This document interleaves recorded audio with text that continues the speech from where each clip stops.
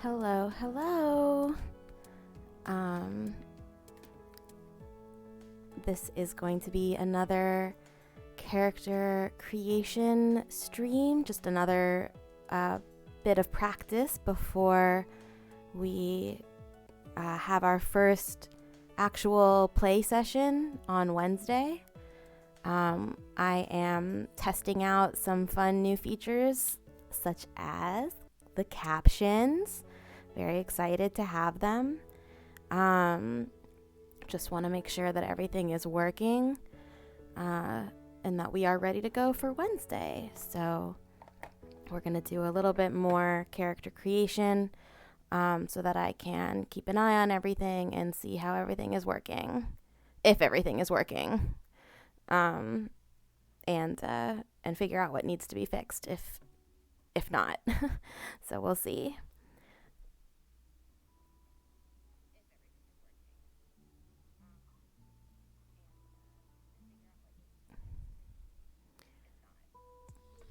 So as of right now, everything sounds okay to me. Everything looks like it's working.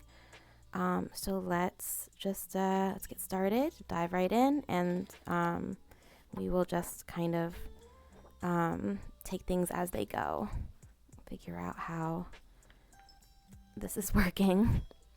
Okay.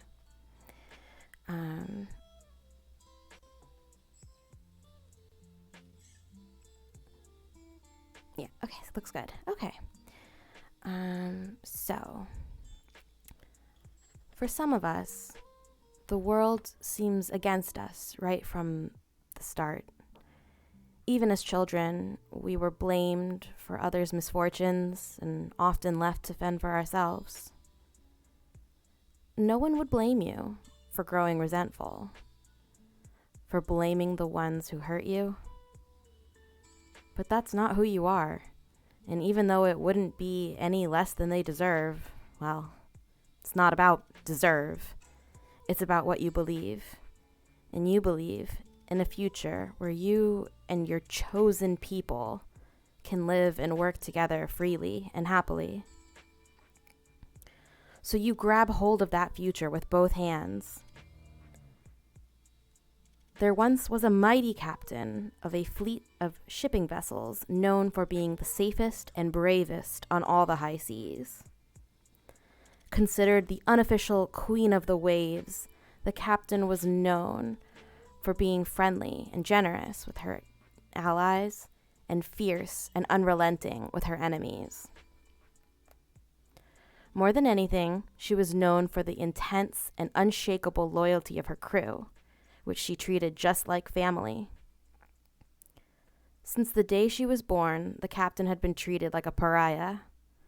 They said she was born under an evil star, that she would only bring misfortune.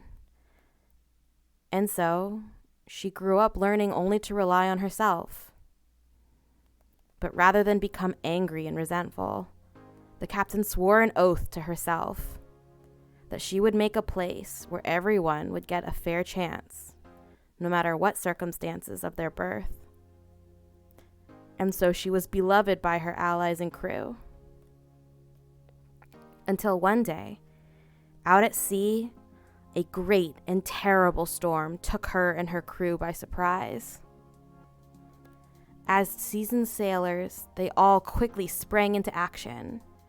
But this was no ordinary storm, for it heralded the arrival of a giant sea beast, a terror from the depths only spoken about in hushed tones around the fire late at night after the young have gone to sleep. A Leviathan. With grim determination and terror in their hearts, the crew faced the monster, but it was no use.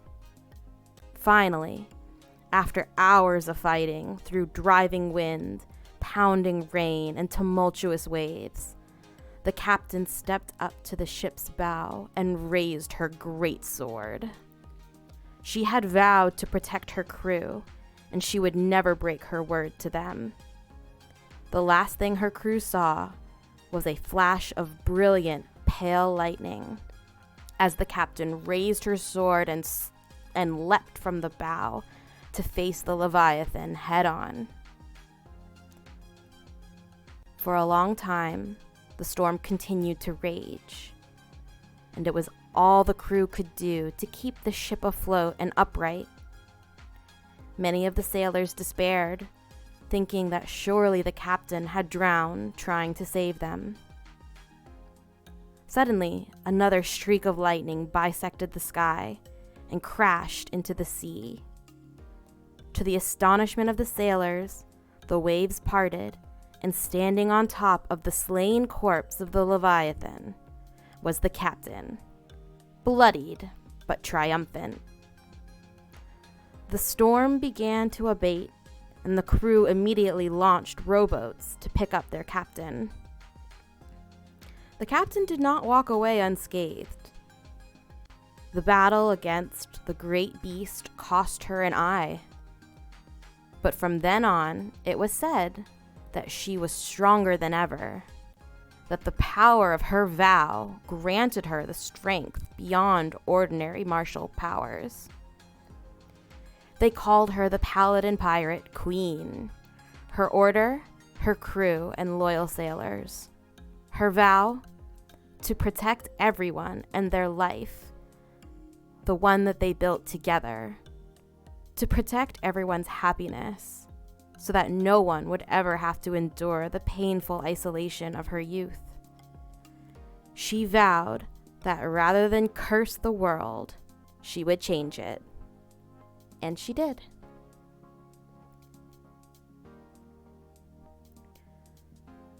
So now that we know a little bit about our captain, our paladin, let's see if we can't build her and do her justice here. So I'm going to bring up roll 20. And we will get started on her character sheet. So let's take a look here.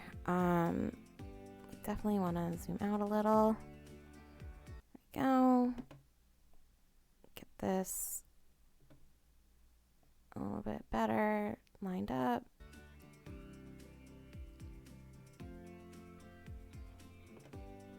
Let's see.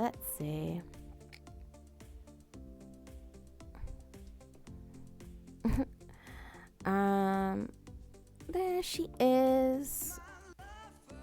Queen of the Pirates. Let's get her sheet open and then collapse the menu there.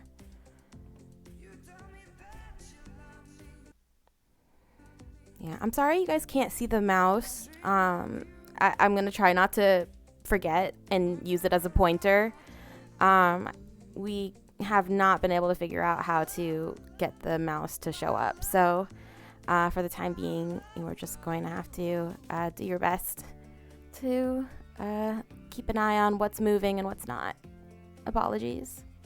All right, let's collapse this down so we have more space. And then we will down a little here. Perfect. Okay. Looking good. Looking good. So we are starting from scratch here. Other than the only thing I know is that we're going to be a paladin.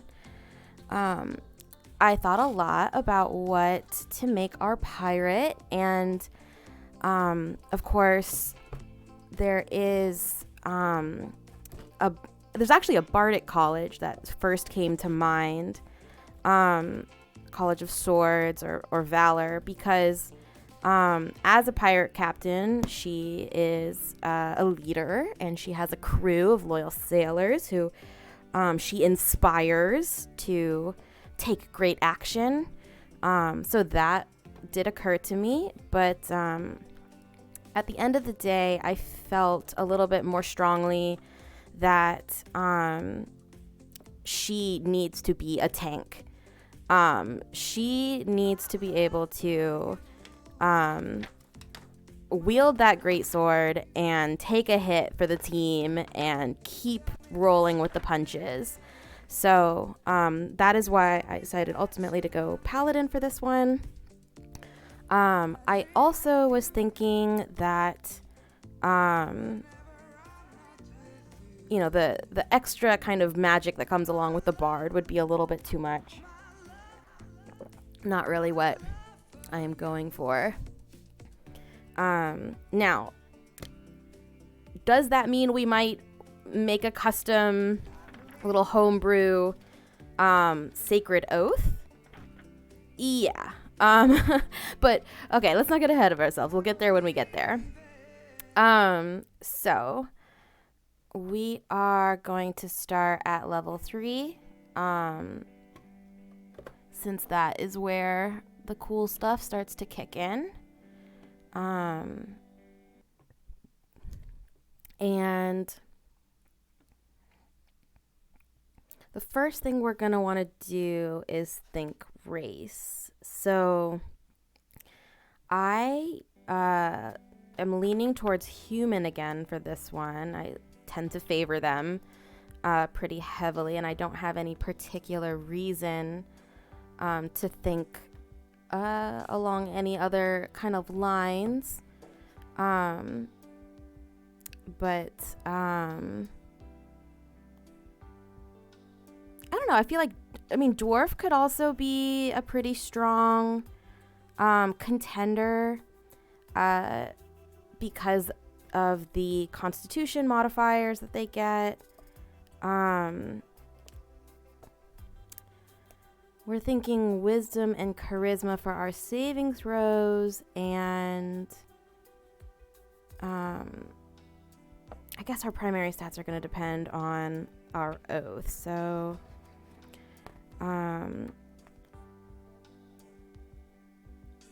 let's take a look at what we start getting. So at second level, we get Divine Smite, which is when you hit a creature with a melee weapon attack, you can expend 1 spell slot to deal radiant damage. Cool. And then at level 3, we get Divine Health, which makes you immune to disease, and also Sacred Oath.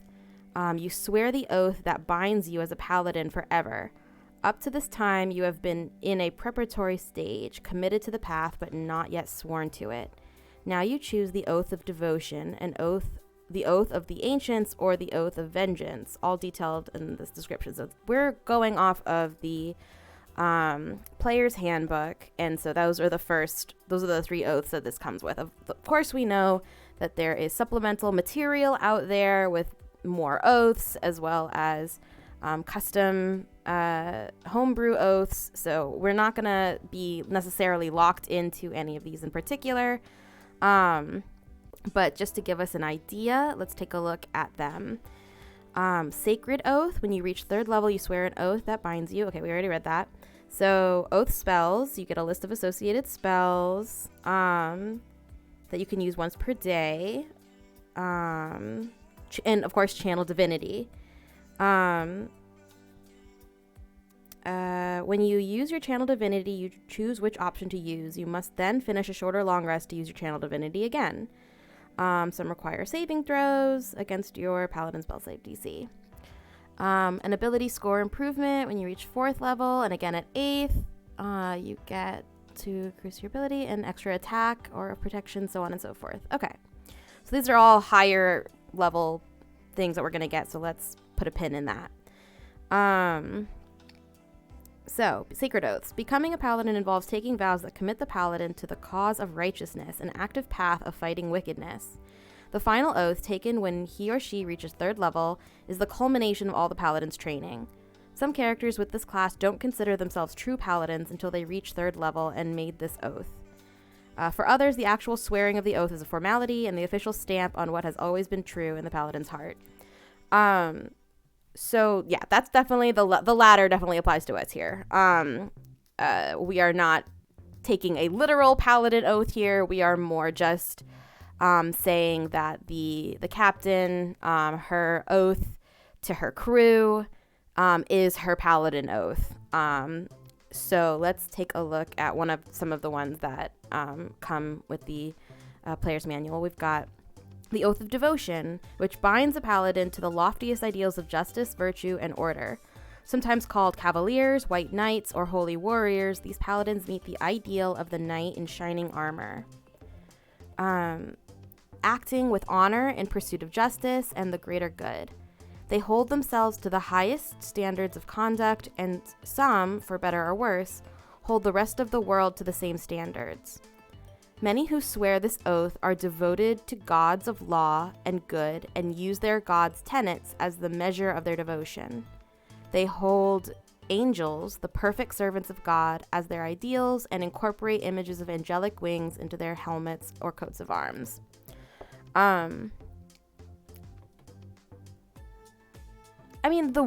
So it sounds like flavor-wise it's not in our ballpark, but devotion I think could work since she is devoted to her crew. So the tenets of devotion are honesty, courage, compassion, honor, and duty. Be responsible for your actions and their consequences. Protect those entrusted to your care and obey those who have just authority over you. I don't know about that last line, but definitely protect those entrusted to your care for sure. Courage for sure. Honor, definitely. Compassion, definitely. So the Oath of Devotion spells at 3rd level, we get protection from evil and good and sanctuary. Okay, not great for our build in particular, but they're all right. They're not bad. And for Channel Divinity, we get Sacred Weapon, which as an action, you can imbue one weapon that you are holding with positive energy using your Channel Divinity. For 1 minute, you add your Charisma modifier to attack rolls made with that weapon. Oh my god, okay, so inspiration just struck. Our captain was like treated like a pariah. Like they said that she was born under an ill star, that she was a bad omen. What if she was actually a tiefling? Okay, hear me out. Tieflings get that sweet, sweet charisma bonus, which would come in handy here. And they also have that like infernal heritage. So it could tie in pretty nicely. Like maybe part of why they thought she was a bad omen and part of why they ostracized her is not just because of when she was born, but because she was born as a tiefling with this infernal heritage even. Okay, so we'll put a pin in that and come back, but I'm thinking I'm leaning towards that. And then we have Turn the Unholy. As an action, you present your holy symbol and speak a prayer censoring fiends and undead using your Channel Divinity. Each fiend or undead you can see or hear within 30 feet of you must make a wisdom saving throw. If the creature fails its saving throw, it is turned for 1 minute or until it takes damage. And then I know at later levels that gets upgraded to destroy the unholy, I think. So I think that is pretty powerful, but it's a little case specific. Like if you're not going into a campaign that has undead or fiends, it could be a little bit of a waste. So that is all we would get for 3rd. At 7th, you and friendly creatures within 10 feet of you can't be charmed while you are conscious. That's the aura of devotion. And at 15th, you get purity of spirit, meaning you are always under the effects of protection from good and evil. And 20, Holy Nimbus. As an action, you can emanate an aura of sunlight, which does radiant damage to creatures that are affected by such things. Okay. All in all, it seems pretty like generic white knight, good guy, kind of thing. I do like the Sacred Weapon ability, but I am not sure how I feel about the spells, protection from good and evil, sanctuary, and Turn the Unholy seems very specific in its application. Now, I'm open to tweaking this and maybe changing the spells and changing the Turn Unholy to be something a little bit more applicable to different situations, but we'll see. Next up, we have Oath of the Ancients. So an Oath of the Ancients, the Ancients themselves are an old race of elves and rituals of druids, sometimes called Fey Knights, Green Knights, or Horn Knights. Paladins who swear this oath cast their lot with the side of the light in the cosmic struggle against the darkness, because they love the beauty of life and giving things to those in the world around them, not necessarily because they believe in the principles of honor, courage, and justice. They adorn their armor and clothing with images of growing things, leaves, antlers, flowers, to reflect their commitment to preserving life and light in the world. Okay, so this is more like a nature paladin. The tenets of the Oath of Ancients have been preserved for centuries. It emphasizes the principles of good above any concerns of law or chaos. Interesting. The 4 central principles are simple. Kindle the light. Through your acts of mercy, kindness, and forgiveness, kindle the light of hope in the world. Shelter the light. Where there is good, beauty, love, and laughter in the world, stand against the wickedness that would swallow it. Okay. Preserve your own light. Delight in song and laughter, in beauty and art. If you allow the light to die in your own heart, you can't preserve it in the world. And be the light. Be a glorious beacon for all who live in despair. Let the light of your joy and courage shine forth in all your deeds. I like these. I like these a lot. And I'm already kind of in my head thinking about how we could spin the nature theme to, instead of being like woodland and forest, kind of like they were implying in the flavor text, we could kind of spin that to be more like ocean and nautical themed, to represent her being a sailor. So the spells at 3rd level, you get Ensnaring Strike and Speak with Animals. At 5th, you get Misty Step and Moonbeam. Moonbeam is very powerful. This is looking very druidy to me. Let's take a look at our channel divinities. So for our first one, we're going to get Nature's Wrath. You can use your channel divinity to invoke primeval forces to ensnare a foe. Sounding pretty good. As an action, you can cause spectral vines to spring up and reach for a creature within 10 feet of you that you can see. The creature must succeed on a strength or dexterity saving throw or be restrained. While restrained by the vines, the creature repeats the saving throw. At the end of each of its turns. On a success, it frees itself.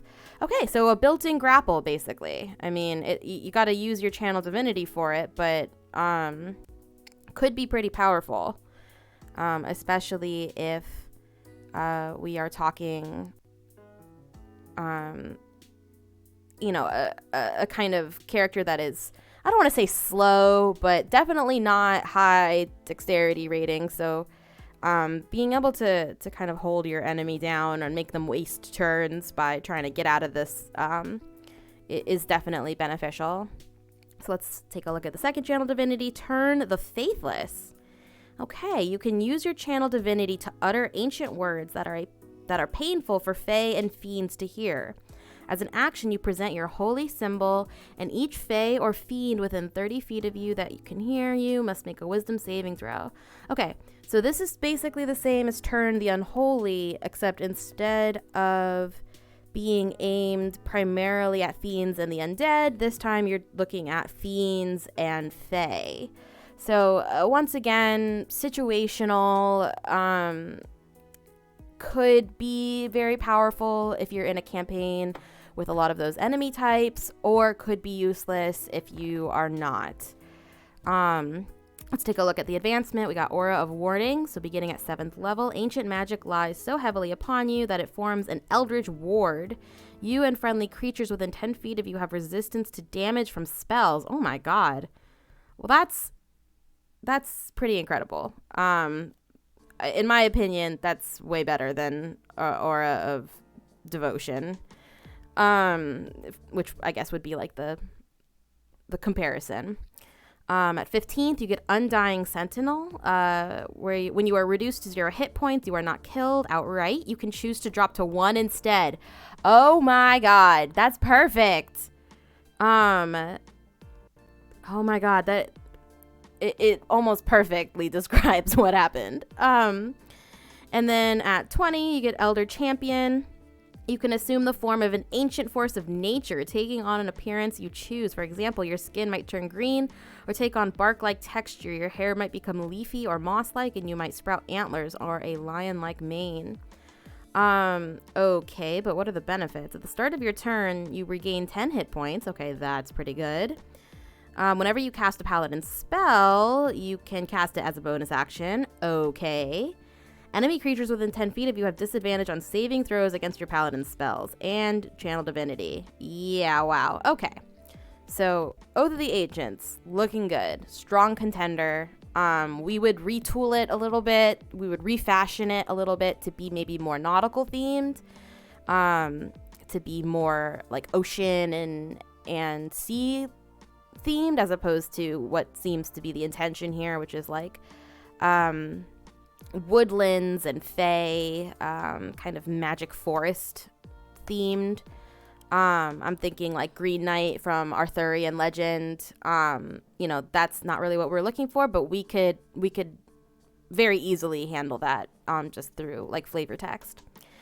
And then finally, at least for the player's handbook, we have Oath of Vengeance. The Oath of Vengeance is a solemn commitment to punish those who have committed grievous sin. When evil forces slaughter helpless villagers, when an entire people turn against the will of the gods, when a thieves' guild grows too violent and powerful, when a dragon rampages through the countryside. At times like these, paladins arise and swear an oath of vengeance to set right that which has gone wrong. To these paladins, sometimes called avengers or dark knights, their own purity is not as important as delivering justice. Ooh. All right. So, flavor, not quite. Kind of the opposite of our captain here, but let's just take a look at the features and once again, decide whether or not this is a case of something super useful that we are just going to have to triage a little bit. So first up, we get fight the greater evil. Faced with a choice of fighting my sworn foes or combating lesser evil, I choose the greater evil. No mercy for the wicked. Ordinary foes might win my mercy, but my sworn enemies do not. By any means necessary, my qualms can't get in the way of exterminating my foes. And restitution. And if my foes wreak ruin on the world, it is because I failed to stop them. I must help those harmed by their misdeeds. Interesting. For spells, we get Bane and Hunter's Mark, both useful combat abilities. 5th, we get Hold Person and Misty Step. 9th, Haste, Protection from Energy, so on and so forth. Let's take a look at our Channel Divinity for this oath. We get Abjure Enemy. As an action, you present your holy symbol and speak a prayer of denunciation using your Channel Divinity. Choose one creature within 60 feet of you that you can see. The creature must make a wisdom saving throw unless it is immune to being frightened. Fiends and undead have disadvantage on this saving throw. On a failed save, the creature is frightened for 1 minute until it takes any damage. While frightened, yeah. All right. Not as excited about that one as Nature's Wrath. I'm not gonna lie. Even Sacred Weapon, I feel like, is a little bit more. But let's take a look at Vow of Enmity. As a bonus action, you can utter a vow of enmity against a creature you can see within 10 feet of you using your Channel Divinity. You gain advantage on attack rolls against the creature for 1 minute or until it drops to 0 hit points or falls unconscious. Wow. All right. That's pretty intense. You just get advantage for the whole rest of the combat, basically. I mean, a minute. And each turn is 6 seconds, 10 turns, at least.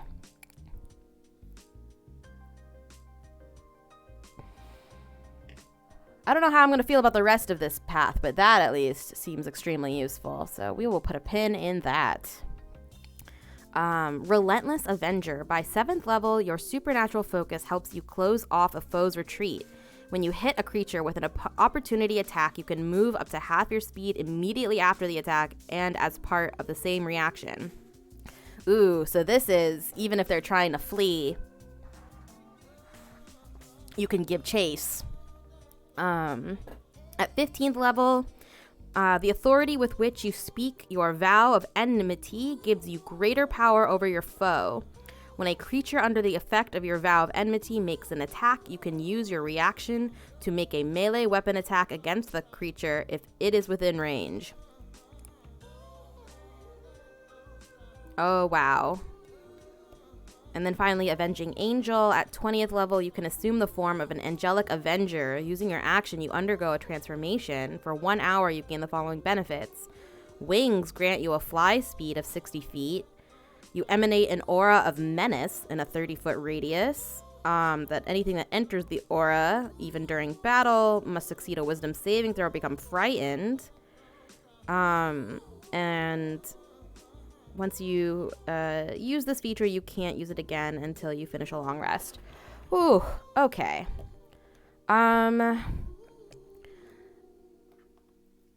So of these 3 from the player's handbook, I think Oath of the Ancients fits us the best. I would just, I think, take a look at the spells and maybe swap them out for some more specifically like applicable spells. I would also definitely get rid of Turn the Faithless. I think that is sort of useless. Although I do think that our captain's reputation precedes her, and certainly any ne'er-do-well who sees her coming is going to be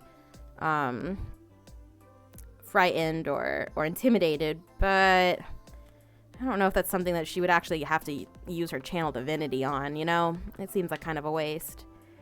Vow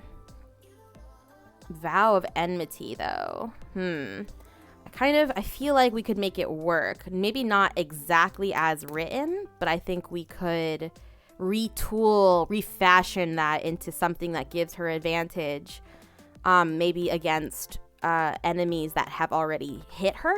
I think that would be a cool option. So we will keep that in mind for possible just like customizations to the class. Now I know that there are other options in terms of like what our oath could be. So let's just take a quick look, and unfortunately I don't have anything to like put up to show you, but we are just going to take a look and see what other I guess you could call them subclasses, but specifically like what other sacred oaths there are. So it looks like, okay.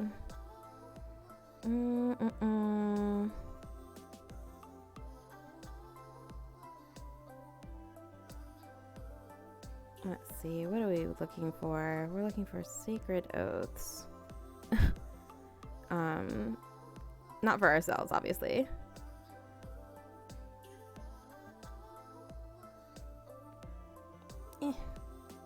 Okay.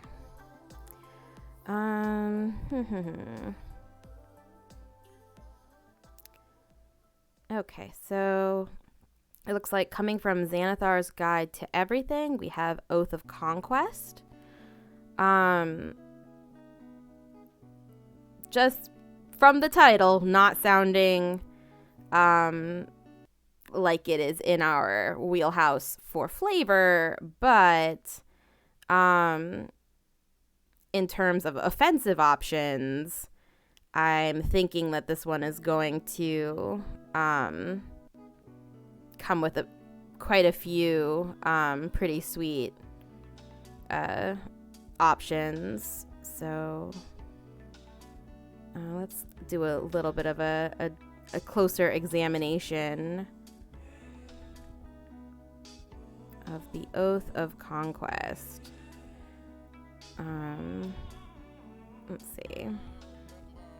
The Oath of Conquest calls to paladins who seek glory in battle and the subjugation of their enemies. Yeah, that's not us. It isn't enough for these paladins to establish order. They must crush the forces of chaos. Sometimes called knight tyrants or ironmongers, those who swear this oath gather into grim orders that serve gods or philosophies of war. All right, again, not where we're going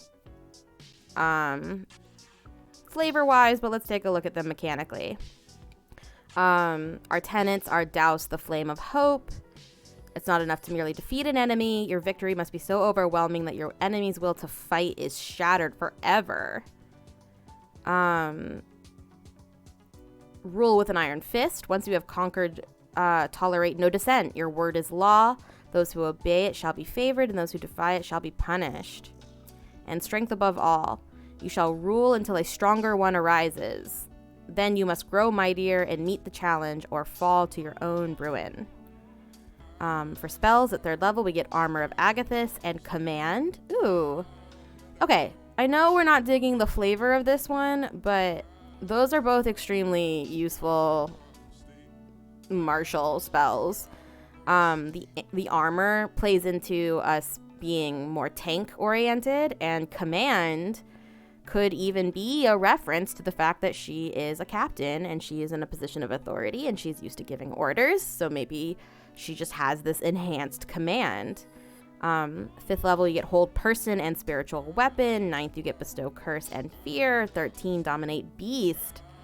Stone Skin Cloud. Oh no. Oh no. I like this a lot. Channel Divinity. We get Conquering Presence. You can use your Channel Divinity to exude a terrifying presence. As an action, you force each creature of your choice that you can see within 30 feet of you to make a Wisdom saving throw. On a failed save, a creature becomes frightened of you for 1 minute. The frightened creature can repeat the saving throw at the end of its turns, ending the effect on itself on a success. Okay, so basically the same as the Oath of Vengeance option, just flavored a little differently. Not really that impressed.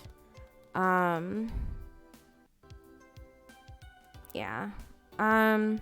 Guided Strike. You can use your Channel Divinity to strike with supernatural accuracy. When you make an attack roll, you can use your Channel Divinity to gain a +10 bonus to the roll. Are you kidding me? You make this choice after you see the roll, but before the DM says whether the attack hits or misses. Oh my god. At 7th, you get Aura of Conquest. Constantly emanating a menacing aura while you're not incapacitated, for 10 feet in every direction. This basically the frightened effect, essentially. At 15th level, you get Scornful Rebuke. Those who dare strike you are physically punished for their audacity. Whenever a creature hits you with an attack, that creature takes psychic damage equal to your charisma modifier. Oh my god.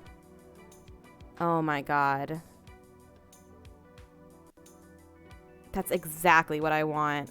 It doesn't kick in until 15th level, but oh my god. Invincible Conqueror. At 20th level, you gain the ability to harness extraordinary martial prowess. As an action, you can magically become an avatar of conquest, gaining the following benefits. You have a resistance to all damage. When you take the attack action on your turn, you can make one additional attack. Oh my god. Your melee weapon attack score do a critical on a 19 or 20. Oh my god. Okay, so nothing about any of the tenets or the flavor makes any sense for this character. I don't like it. But the tenets of conquest themselves, I mean, the channel divinity options, yeah, the feats. It's looking pretty good. It's looking pretty good. Oh man, kind of exactly the role we want to play there. And then of course that dominate beast like could be a reference to how she single-handedly defeated a sea monster. Like, come on now. It works pretty well. But you know what? Let's take a look at some of the others. We have Oath of Glory, which is Tasha's Cauldron of Everything, I believe.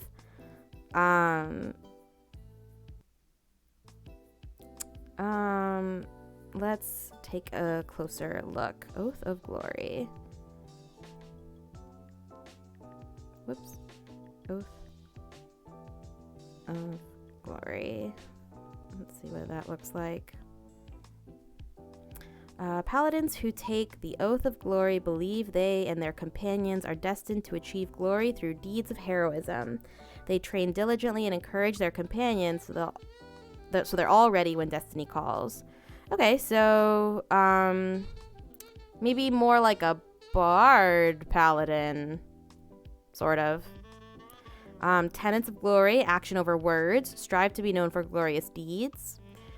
Challenges are but tests. Face hardships with courage and encourage your allies to face them with you. Hone the body. Like a raw stone, your body must be worked so its potential can be realized.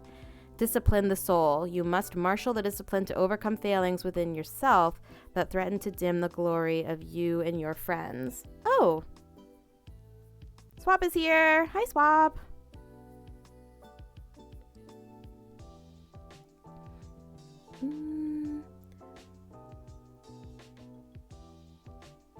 Hunter's Mark. Oh, it's a spell. I'm so sorry if you were speaking to me before and I didn't see it. I'm so sorry. Oh, the Oath of the Conqueror. Yeah, it does sound good. I just don't like the flavor text that comes with it. Yeah, the critical hit. Oh my god. But let's keep going. There's a few more oaths to look at. And like I said, we'll circle back to the Oath of Conquest once we have kind of explored all of our options. So for the Oath of Glory, we've got those are the tenets. The spells, we get Guiding Bolt and Heroism at 3rd level. At 5th, we get Enhance Ability and Magic Weapon. There's the Enhance Ability. That's kind of what I was expecting to see. So this is definitely a buffing Paladin. Haste, Protection from Energy, Compulsion, Freedom of Movement, Commune, and Flame Strike.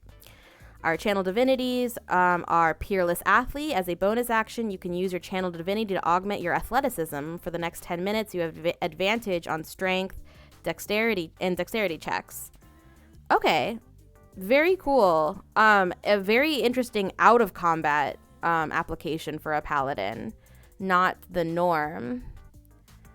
And then Inspiring Smite. Immediately after you deal damage to a creature with your Divine Smite feature, you can use your Channel Divinity as a bonus action and distribute temporary hit points to creatures of your choice within 30 feet of you, which can include you. Okay. Let's put a pin in this for if we ever wanted to build Jean from Genshin Impact. I feel like we're headed in the right direction for her with this. But this is not really what we're looking for. So I think we can go ahead and eliminate Oath of Glory. Let's take a look at what is left here. We also have Oath of Redemption from Xanathar's Guide to Everything, I believe. And this one is sounding a little bit like our Oath of Vengeance, but in reverse. This is when you're the one that messed up.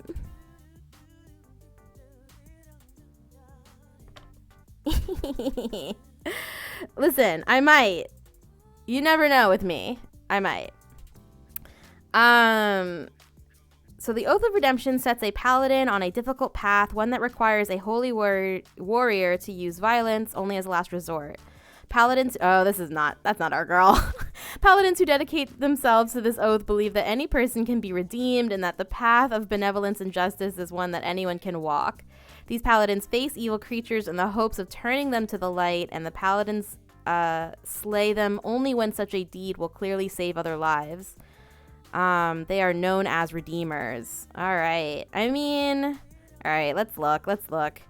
Their first tenet is peace. Violence is a weapon of last resort. Diplomacy and understanding are the paths to long-lasting peace. Innocence. All people begin life in an innocent state, and it is their environment or the influence of dark forces that drives them to evil. By setting the proper example and working to heal the wounds of a deeply flawed world, you can set anyone on a righteous path. Patience. Change takes time. Those who have walked the path of the wicked must be given reminders to keep them honest and true. Once you have planted the seed of righteousness in a creature, you must work day after day to allow it to survive and then flourish. Wisdom. Your heart and mind must stay clear, for eventually you will be forced to admit defeat. While every creature can be redeemed, some are so far along the path of evil that you have no choice but to end their lives for the greater good. Any such action must be carefully weighed and the consequences fully understood, but once you have made the decision, follow through with it, knowing your path is just. Again, not quite for us. Still cool, though. Spells, we get Sanctuary and Sleep. Okay, so these are all, like, de-escalation spells, I would say. Calm emotion, hold person, counter spell, hypnotic pattern, all of this stuff is things that you could use to end combat or prevent combat. Again, not really our girl style. Channel Divinity, you get Emissary of Peace. You can use your Channel Divinity to augment your presence with divine power. As a bonus action, you grant yourself +5 bonus to charisma checks for the next 10 minutes. Okay, so that's pretty powerful. Persuasion, at least. And then Rebuke the Violent.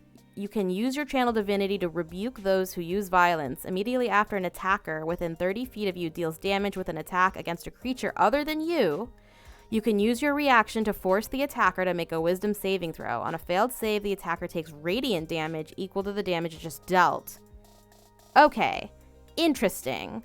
On a successful save, it takes half as much damage. Interesting. Okay, and I'm gonna say that the rest of it, not so much, but this piece in particular is interesting for how this mechanic works. On a failed save, the attacker takes radiant damage equal to the damage it just dealt. That's interesting to me because it will then scale the damage automatically by how much the incoming attack is. And so I'm not sure, it's not really enough to warrant taking this entire subclass, but I think it's worth noting how it works, because if we want to custom flavor our own oath, I would definitely want to include this like attack scaling. So I'm just going to write that down. On a failed, the attacker takes... And, we can always radiant, electric, whatever. Radiant damage equal to the attack. Okay. We're just gonna put a pin in that. We're gonna save that for later in case we want to do some customizing. At 7th level, you get Aura of the Guardian. You can shield your allies from harm at the cost of your own health. When a creature within 10 feet of you takes damage, you can use your reaction to magically take that damage instead of that creature taking it. Dea maybe? But no, I don't think Oath of Redemption is for us. So let's go ahead and keep going down the oaths. We already talked about Oath of the Ancient, and how we would just kind of retool it a little bit. Oath of the Crown. Now, I think this is good for defense, so that might make a good tank, which is kind of what we're looking for. Let's see. Let me swap hers.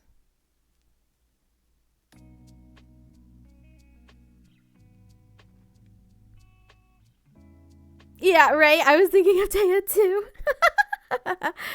Okay, good. We're on the same page. All right, Oath of the Crown. Oath of the Crown is sworn to the ideals of civilization, be it the spirit of a nation, fealty to a sovereign, or service to a deity of law and rulership. The paladins who swear this oath dedicate themselves to serving society, in particular the just laws that hold society together. These paladins are the watchful guardians of the walls, standing against the chaotic tides of barbarism that threaten to tear down all that civilization has built, and are commonly known as guardians, exemplars, or sentinels. I don't know. I think our girl is a little more chaotic than this. But let's take a look. The first tenet is law, is paramount, is the mortar that holds the stones of civilization together, and it must be respected. Loyalty. Your word is your bond. Without loyalty, oaths and laws are meaningless. Okay, I mean, that is in line. Courage.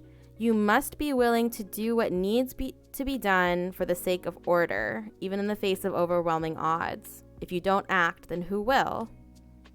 And responsibility. You must deal with the consequences of your actions, and you are responsible for fulfilling your duties and obligations. All right. Yeah. Listen, we can play this game all day, right? Like, let's just, every single time we do a new subclass, let's just name all the characters it reminds us of.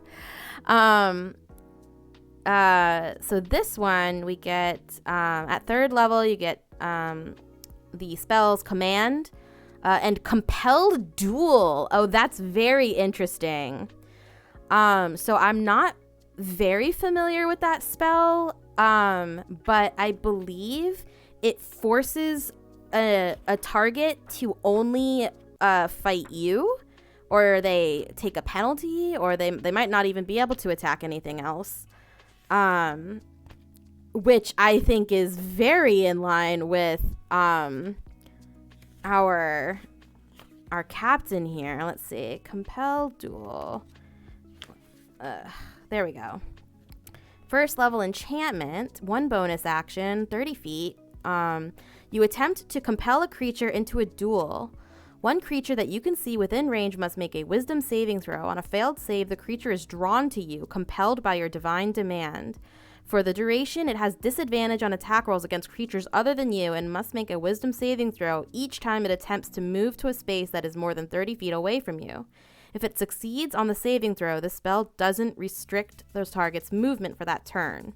The spell ends if you attack any other creature, if you cast a spell that targets a hostile creature other than the target, if a creature friendly to you damages the target or casts a harmful spell on it, or if you end your turn more than 30 feet away from the target. Interesting. If anything, though, that might just be one of the spells I replace from one of the other spell lists. I mean, because I think that is very cool. You know, especially since, like, what is the one thing that every beta main says constantly? I will have order. Yeah, that would be another. That's somebody else.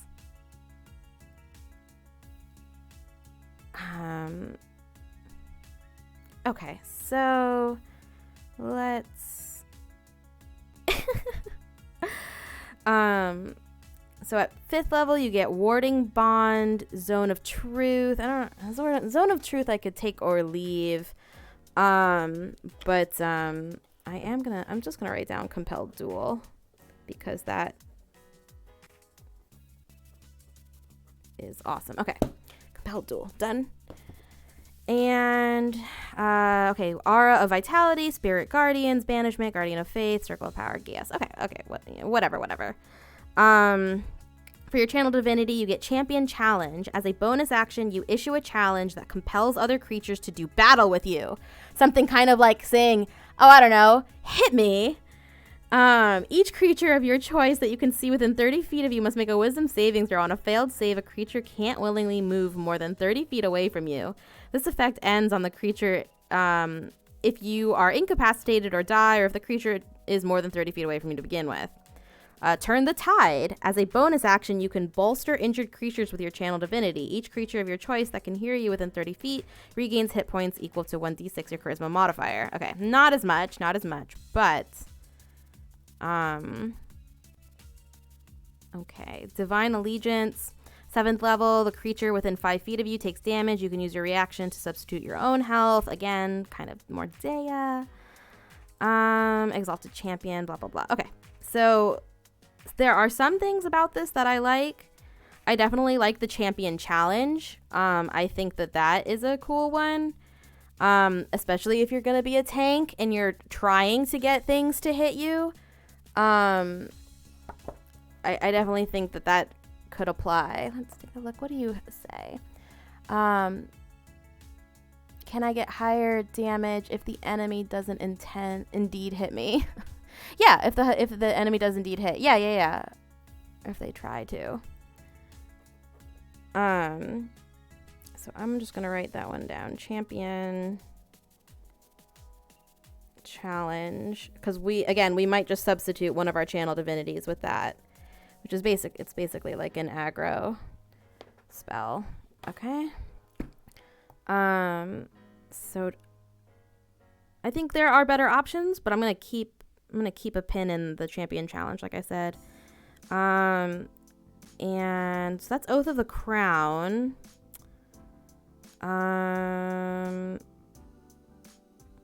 I think the last one is Oath of the Watchers. I could be wrong. No, okay, we have Oath of Vengeance, which we already saw. Oh, an Oath Breaker. I forgot about that one. Okay. Let's not get ahead of ourselves. I'm getting excited here. We're gonna skip Oath of Vengeance since we already did that one from the player's handbook. And the next one we're going to do is Oath of the Watchers, which I believe is Tasha's Cauldron of Everything. The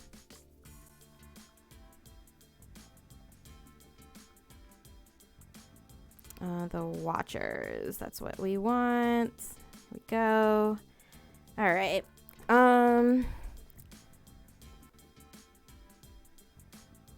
The Oath of the Watchers binds paladins to protect mortal realms from the predations of extraplanar creatures, many of which can lay waste to mortal soldiers. Thus, the Watchers hone their minds, spirits, and bodies to be the ultimate weapons against such threats. Paladins who follow the Watcher's Oath are ever vigilant in spotting the influence of extraplanar forces, often establishing a network of spies and informants to gather information on suspected cults. To a Watcher, keeping a healthy suspicion and awareness about one's surroundings is as natural as wearing armor in battle. Their tenets are vigilance. The threats you face are cunning, powerful, and subversive. Be ever alert. Loyalty. Never accept gifts or favors from fiends or those who truck with them. Stay true to your order, your comrades, and your duty. Discipline. You are the shield against the endless terrors that lie beyond the stars. Your blade must be forever sharp and your mind keen to survive what lies beyond. And finally, we get our spells. So we get Alarm, Detect Magic, Moonbeam, which I love, but we also get that from other routes. So See Invisibility, Counterspell, Non-Detection. This is feeling like it's leaning more heavily towards like an investigator. So some like a lot more out of combat functionality, but let's keep looking. Watcher's Will. You can use your channel divinity to invest your presence with the warding power of your faith. As an action, you can choose a number of creatures you can see within 30 feet of you, up to a number equal to your charisma modifier. For 1 minute, you and the chosen creatures have advantage on intelligence, wisdom, and charisma saving throws. Okay, so if you're being attacked by things that can use things like charm and fear and stuff like that. Abjure the Extraplanar. You can use your channel divinity to castigate unworldly beings. As an action, you present your holy symbol, and each aberration, celestial, elemental, fey, or fiend within 30 feet of you that can hear you must make a wisdom saving throw or be turned. Okay, so a much more broadly applicable, like, turn undead, essentially. At 7th, you get Aura of the Sentinel, which an Aura of Alertness. Any creature of your choice within 10 feet, roll initiative. You gain a bonus to initiative equal to your proficiency bonus. Ooh, go fast. Vigilant Rebuke. Okay, this one looks like it's going to be a counter attack, so. At 15th level, you've learned how to chastise anyone who dares wield beleaguerments against you and your wards. Whenever you or a creature you can see within 30 feet of you succeeds on an intelligence, a wisdom, or a charisma saving throw, you can use your reaction to deal 2d8 plus your charisma modifier force damage to the creature that forced the saving throw. Okay, so this is interesting. This is like a counterattack or a counter-strike, but against a psychic attack, which is very interesting. Mechanically, it's not really what we're looking for, but good to know. Not really seeing anything from here that I think we're going to use, though, so we are going to move on. But if you're doing like a Cthulhu-esque campaign and you've got a lot of like psychic aliens that are causing people to go insane all the time, that does sound like it would be pretty useful. And then last but not least, we have the infamous Oathbreaker. So I actually don't know that much about the Oathbreaker. So I'm going to have to look up a reference here. But I believe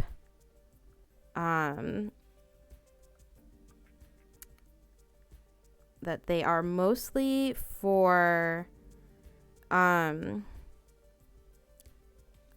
combat skills. So let's take a look. Oathbreaker. An Oathbreaker is a paladin who breaks their sacred oaths to pursue some dark ambition or serve an evil power. Whatever light burned in the paladin's heart has been extinguished. Only darkness remains. Ooh, angsty. At 3rd level, you get Hellish Rebuke and Inflict Wounds. Oof. Hellish Rebuke might be a better way to apply the counterattack, because it is a spell, but we'll see. At 3rd level, at 3rd level, you get Control Undead. As an action, you target one undead creature you can see within 30 feet of you. The target must make a wisdom saving throw. On a failed save, the target must obey your commands for the next 24 hours or until you use this channel divinity again. On an undead whose challenge rating is equal to or greater than your paladin level, they are immune to this effect, okay? And then Dreadful Aspect. As an action, you channel the darkest emotions and focus them into a burst of magical menace. Each creature of your choice within 30 feet of you must make a wisdom saving throw if it can see you. On a failed save, the target is frightened of you for 1 minute. On 7th level, you get Aura of Hate. Wow, you and any fiends or undead within 10 feet of you gain a bonus to melee weapon damage rolls equal to your charisma modifier. And there's an improvement to that at 18th level. At 15th, you get supernatural resistance. So you get resistance to bludgeoning, piercing, slashing damage. And at 20th, you get Dreadlord. Oh my god. Okay, so this is definitely not what we are looking for. I can see why it's popular, though. It's kind of got that angst that the Oath of Vengeance is just kind of getting close to. This is way worse. So I think ultimately the Oath of what did we say? The Oath of Conquest gives us a lot of what I was hoping for mechanically from the Paladin. The The Armor of Agathis, for example, is a fantastic spell. Command could be useful. I might want to swap it out with Compel Duel because I think that was so awesome. And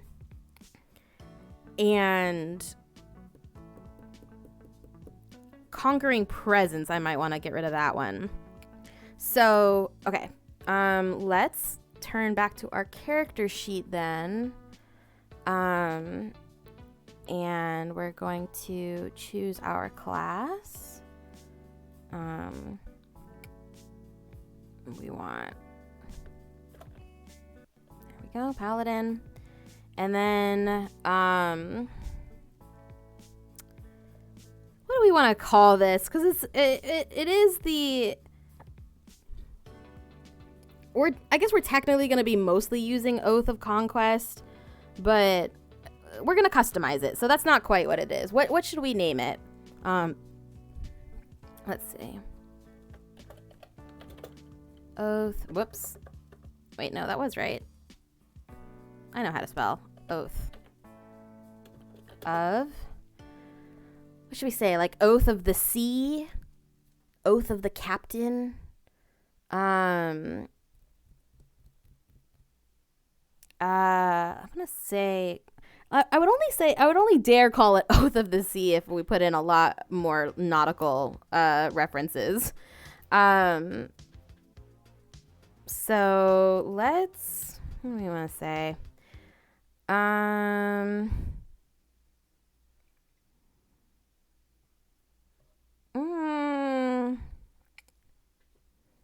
Yeah. Okay, we'll put Oath of the Captain, like Captain's Oath, kind of.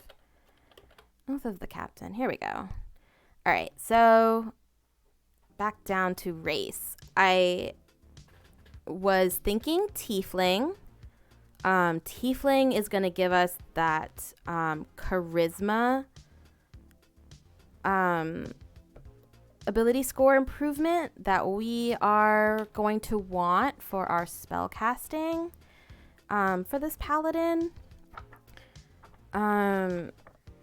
But that's not our only choice. So Tiefling definitely also fits the backstory about like being born under an ill star, being considered unlucky, and being cast out. Like that certainly would fit a tiefling's backstory pretty well. Like it could even be like due to that infernal, quote unquote, like infernal heritage as to why they were ostracized. So when we look at tieflings, we also have a couple choices in terms of some variation. So let's take a look at that. So we get an intelligence improvement by 1 and charisma by 2, which that's what I was thinking for the charisma. Speed size is medium, which of course that makes sense. We get dark vision, which is cool. Hellish resistance, so resistance to fire damage, which I think I would just for flavor, I would shift to be resistance from electric damage and fire damage. We'll include electricity in this one. Infernal Legacy, you know the Thaumaturgy cantrip. When you reach 3rd level, you can cast Hellish Rebuke. Ooh, this would be a good way for us to pick up Hellish Rebuke for free. Because Hellish Rebuke is also using your reaction to do damage to those who landed a hit against you. So that's very appealing. Has a 2nd level spell once with this trait and regain the ability to do so when you finish a long rest. At 5th level, you can cast the Darkness spell. Interesting.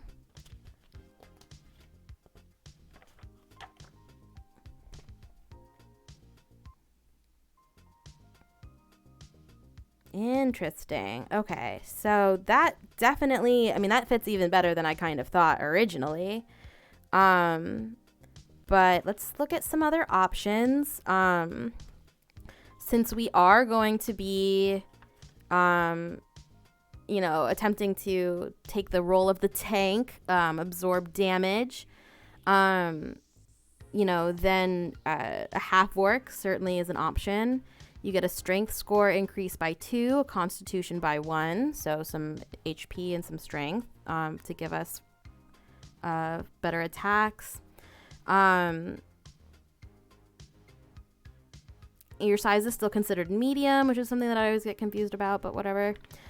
Dark vision, once again, menacing, you get proficiency with the intimidation skill.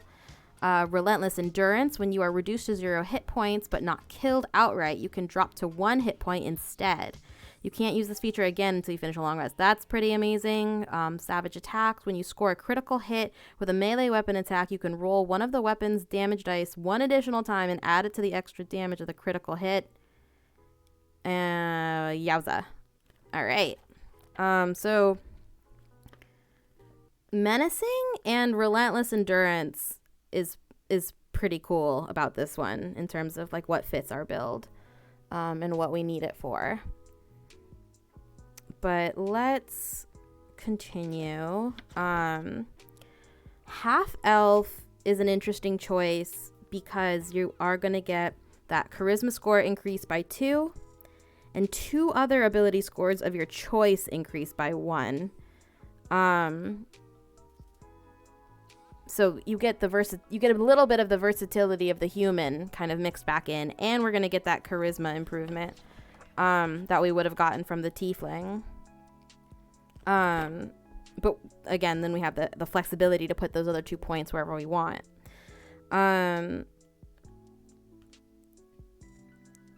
You also get dark vision, so we still have that.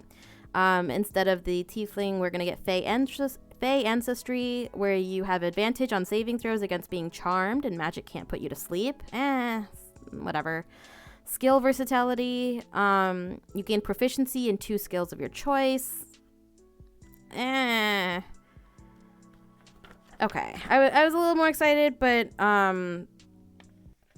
those aren't really appealing.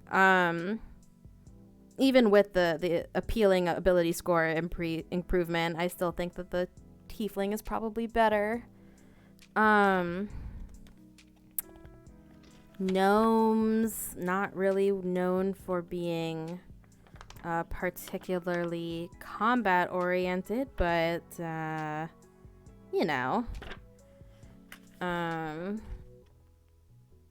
one is dexterity and the other one is intelligence. Yeah.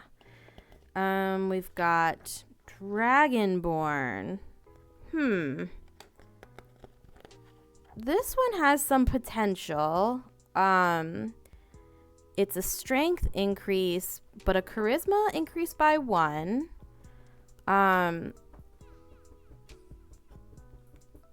You get a draconic ancestry breath weapon for free, which is very cool, and comes with the bonus of having lightning being an option.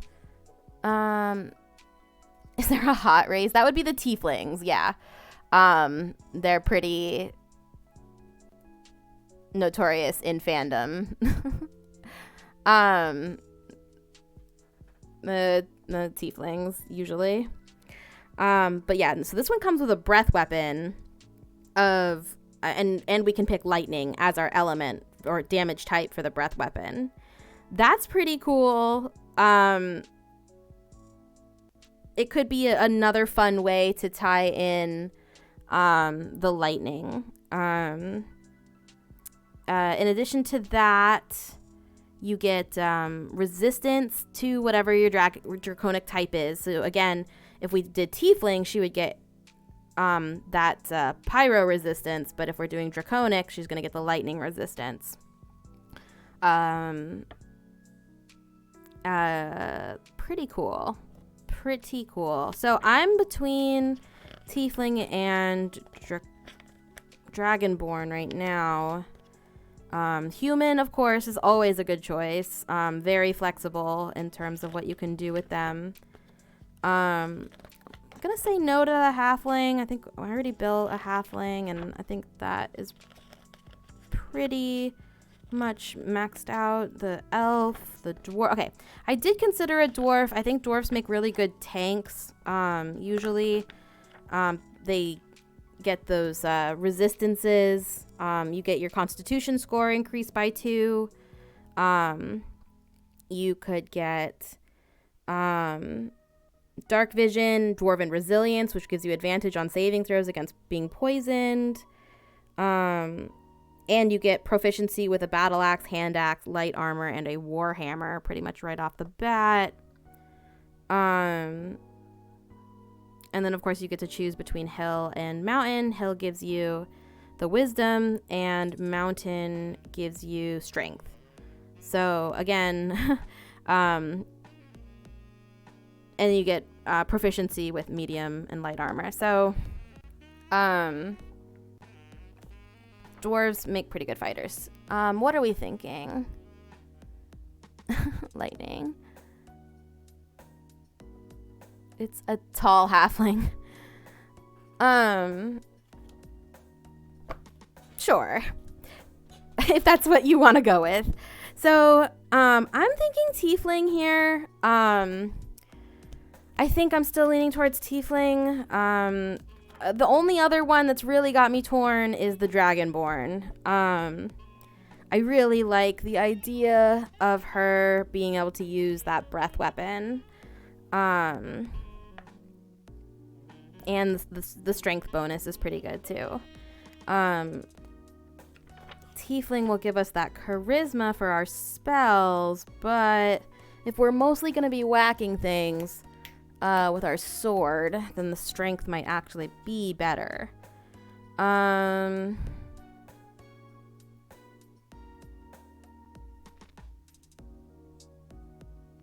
But then we also get Hellish Rebuke for free with Infernal Legacy. I'm so torn. Alright, what do you think? Infernal Legacy, which would give us Hellish Rebuke for free, or the Draconic Ancestry to pick up that lightning breath weapon. I think it's going to come down to, so when I do her spells, I could give her Hellish Rebuke in her spell list instead.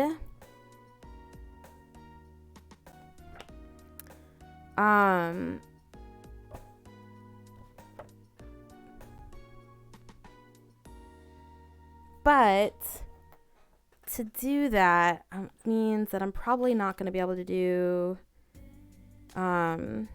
Compelled Duel.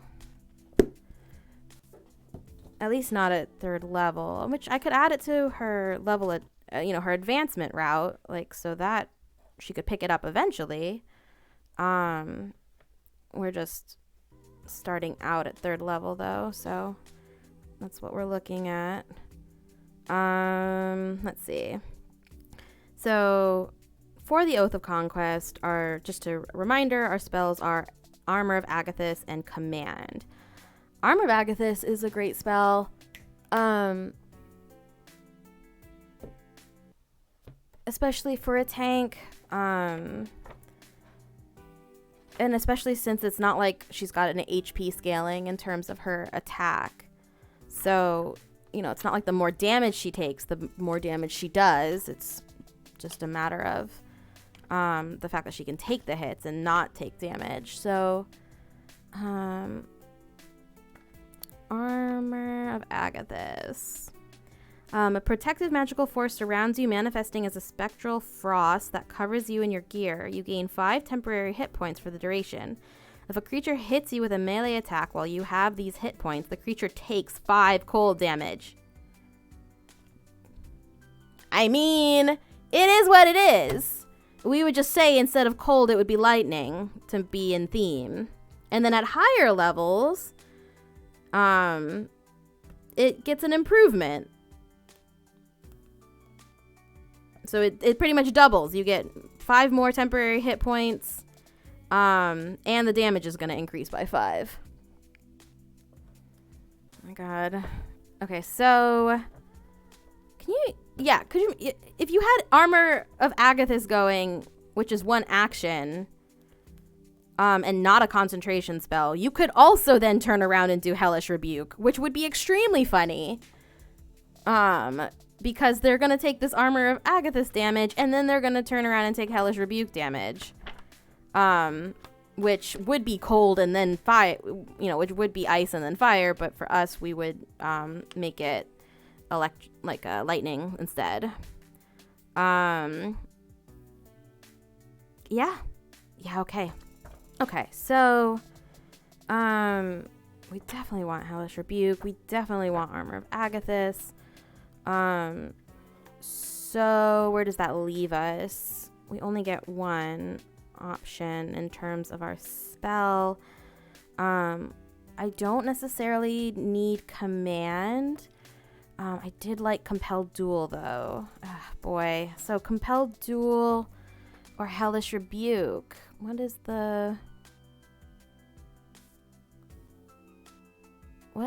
the best choice? Okay. Let's do Tiefling. Let's do Tiefling to get the Hellish Rebuke for free. And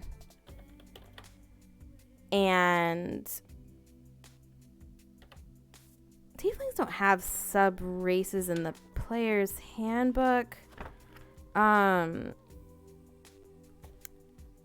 But do they in an expanded source material? I don't know. I'm not familiar with there being any in later source material, but let's just check. Tiefling subraces 5e. Okay, so there actually are quite a few. Maybe?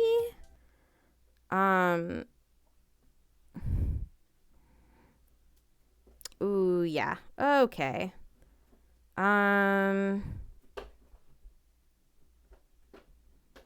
Okay, I know that this isn't going to be funny to anybody but me, but one of the options is Bloodline of Balzibul, aka Ball, which would be kind of funny because, Raiden is Ball and Electro and so on and so forth. You get what I mean.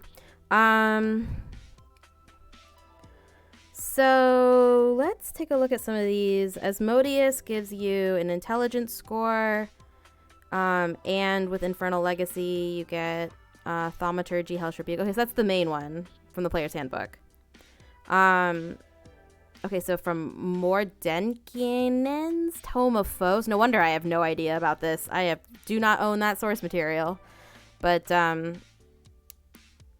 apparently from this book, you get the Balzibul, which gives you intelligence score increase and Legacy of Maladomini.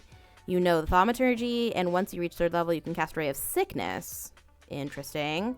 5th level gives you Crown of Madness. Dispater gives you Dexterity, and Disguise Self, Detect Thoughts. Fierna gives you Wisdom and Friends Cantrip and Suggestion. Okay. Glacia gives you Dex and Minor Illusion. Levistus gives Constitution. Ray of Frost. Armor of Agathis. Oh, this could be a way to get Armor of Agathis.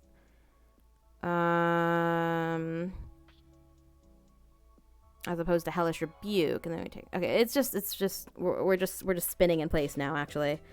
Because then you would have to take Hellish Rebuke as a spell. So, Mammon gives you Intelligence and Mage Hand, Tensor's Floating Disc, Arcane Lock. Mephistopheles is Intelligence and Burning Hands, Flame Blade, Mage Hand. Zariel is Strength and Searing Smite and Branding Smite. Oh, those are pretty cool. And then in terms of variants, you could get Vicious Mockery as a cantrip once you reach third level. Charm Person, Enthrall. Hellfire, once you reach third level, you can cast Burning Hands and Hellish Rebuke. Okay. Abyssal, from the Unearthed Arcana. Boy, this is a thing unto itself, so we're not gonna mess with that. Okay. Whew. So I think that your intelligence score increases by 1. I think we're just gonna go with the base line player's handbook, Asmodeus, whatever they want to call it.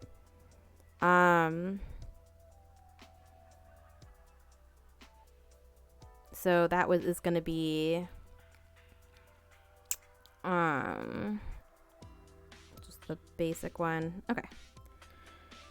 All right. So technically we have a sub race, but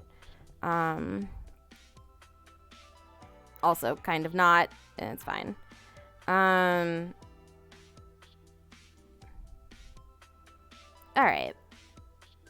So now that we kind of have that in mind, let's do our ability scores. So we are going to be casting spells somewhat, and as a paladin, I believe our spell casting is mostly through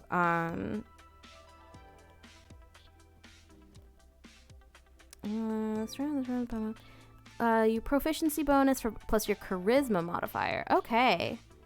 Actually, that's kind of interesting because that makes paladins and warlocks almost the same. I mean, not in terms of like what spells they get or their function. I mean, okay, not the same, but it makes their stats stack in the same direction.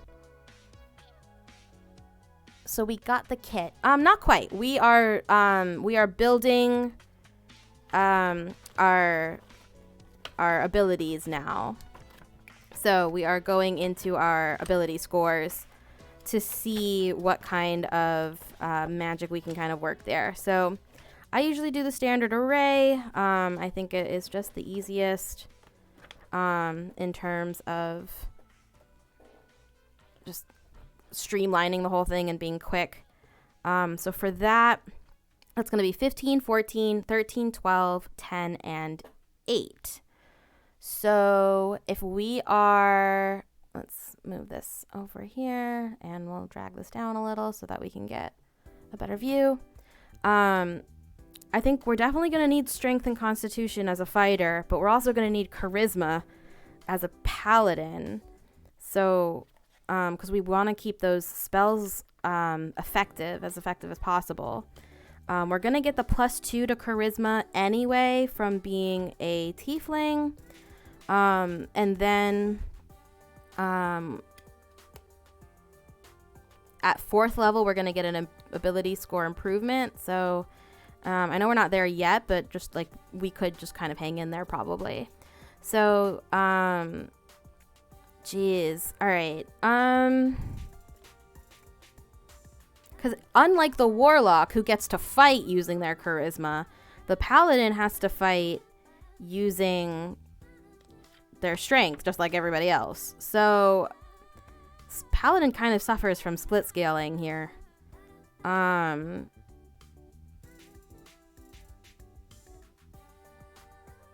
right, because you're also going to use your channel divinity also scales based off of your spell save DC, which is again charisma scaling. So yeah, we're gonna have to do charisma here in a second. So I think that we're gonna put because we're gonna get the bonuses from race. So oh hi. Oh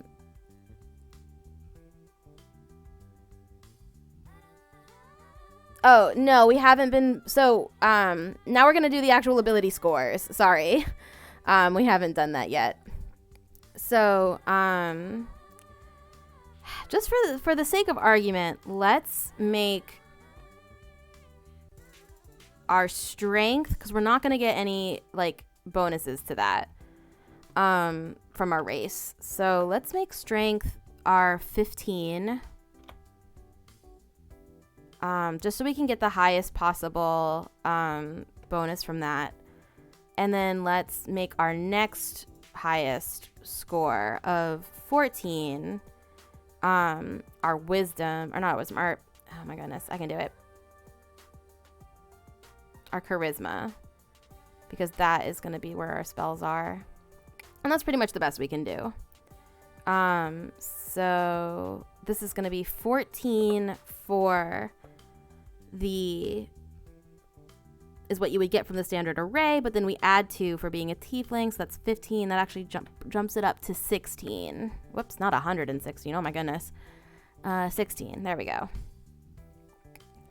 And then I think next we're gonna want wisdom or you know what? Constitution. We're probably, despite the fact that we are going to be in pretty armored, I think we're probably also going to take a beating. So we are going to need as much HP as we can possibly get. So 13 going into Constitution, 12 into Wisdom, maybe. Yeah, you know what? Or 12 into Intelligence, because that would bump us up to a 13. Because we are going to get that improvement. You know what? Actually, let's do 12 in Wisdom. No improvement. We'll do 10. Whoops, that's not what I wanted. We'll do 10 in Intelligence, which gives us an 11 because of the racial bonus for the tiefling. And then 8. What is missing? Oh, God, we're going to go last. Oh, no. She's going to be slow. That's okay. That's all right. Oh, no.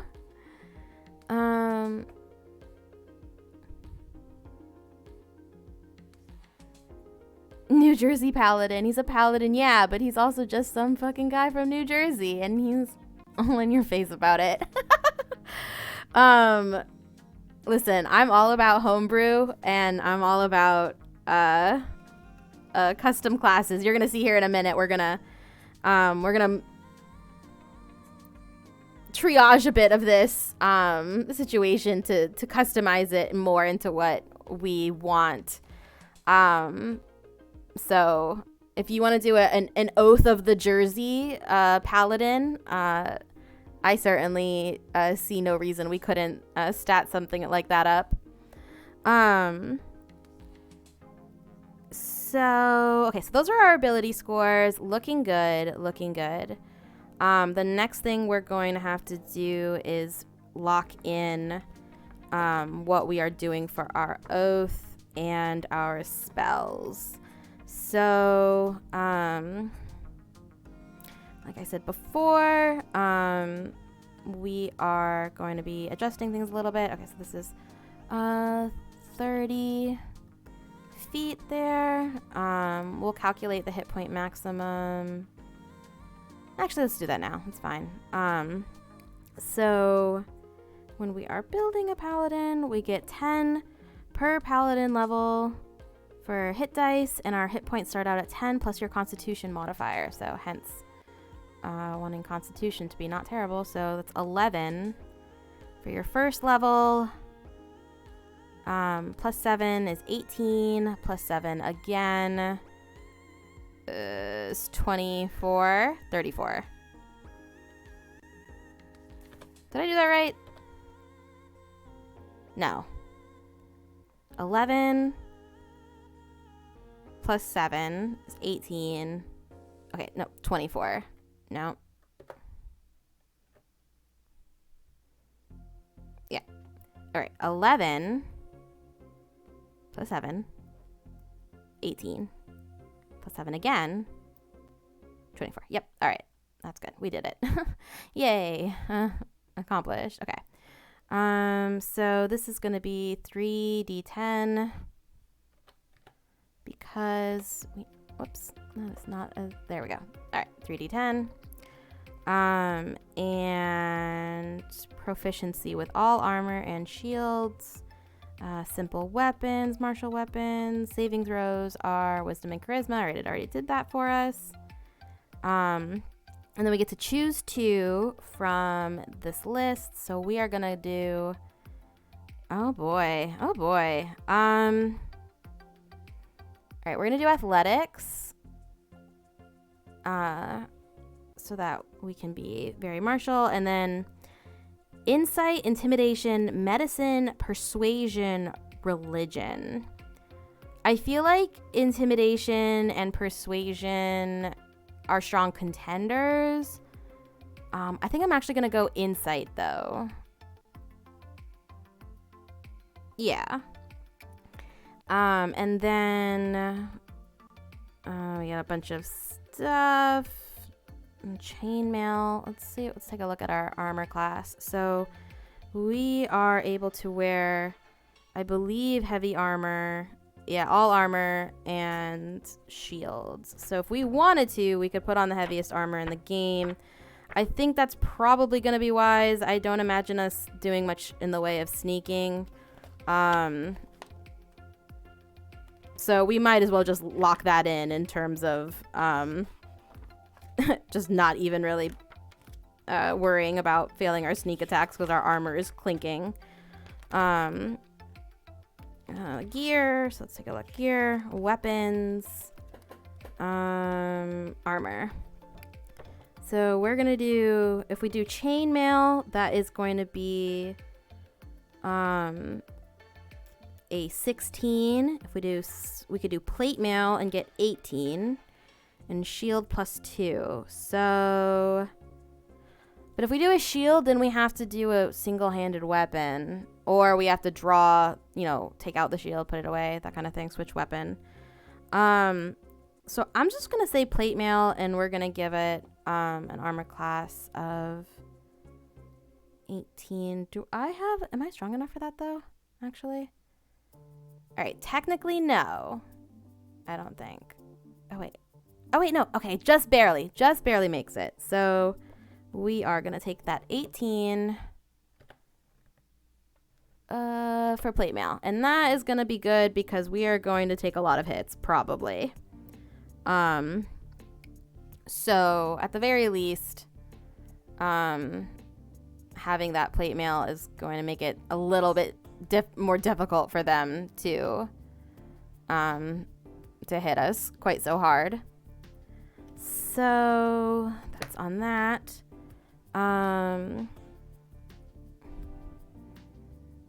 Tool and custom skill, proficiency, and language. All right, I believe, I guess I could write all that down, but I think it's fine. A martial weapon and shield, or 2 martial weapons. We're just gonna give her an improved melee weapon because, of course. So, the weapon is also a good way that we could think about necessarily getting her one of these extra things. But let's take a look at the base weapons. It looks like we've got battle axe, flail, glaive, great axe, great sword, halberd, lance, longsword, maul, morningstar, pike, rapier, scimitar, short sword, trident, warpick, warhammer, whip. All right. So great sword is 2d6 slashing damage. It's a heavy 2-handed weapon. That works pretty well for our purposes. The long sword is 1d8 slashing. So I think the great sword is 2d6. The long sword is 1d8. I think think you're better off with the 2d6 for the greatsword. It's not, it's kind of a, all right, whatever. So we are going to put that here. We're gonna call it, for the time being, we're just gonna call it greatsword.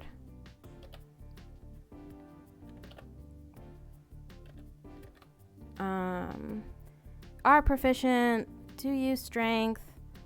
The damage is 2d6. 2d6.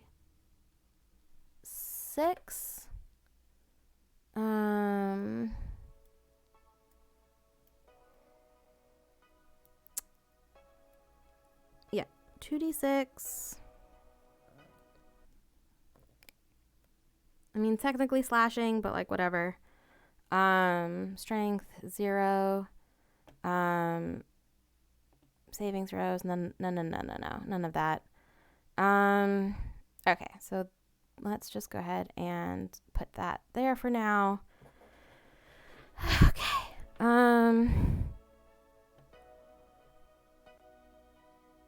And we might revisit this. Give her a special fancy weapon. She deserves it.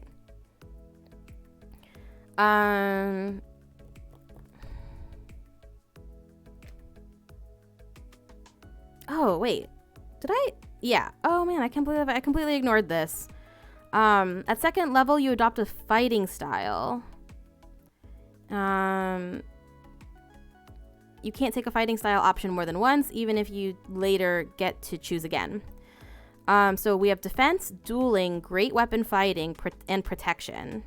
Defense, while you are wearing armor, you get a +1 bonus to AC. Meh, it's okay. I mean, it's definitely good for a tank, but dueling, when you are wielding a melee weapon in one hand and no other weapons, you gain a +2 bonus to damage rolls with that weapon. The great weapon fighting, when you roll a 1 or a 2 on a damage die for an attack you make with a melee weapon that you are wielding with 2 hands, you can re-roll the die and must use the new roll. The weapon must have the two-handed or versatile property for you to gain this benefit. Okay, so a way to ensure that you are always going to be doing as much damage as possible. And then finally, protection. When a creature you can see attacks a target other than you that is within 5 feet of you, you can use your reaction to impose disadvantage on the attack roll. You must be wielding a shield. Rough. I don't really like that one either.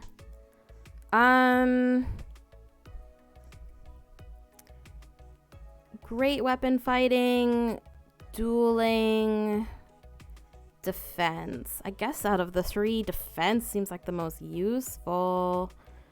Dueling is good for doing damage. Great weapon fighting is good for doing damage.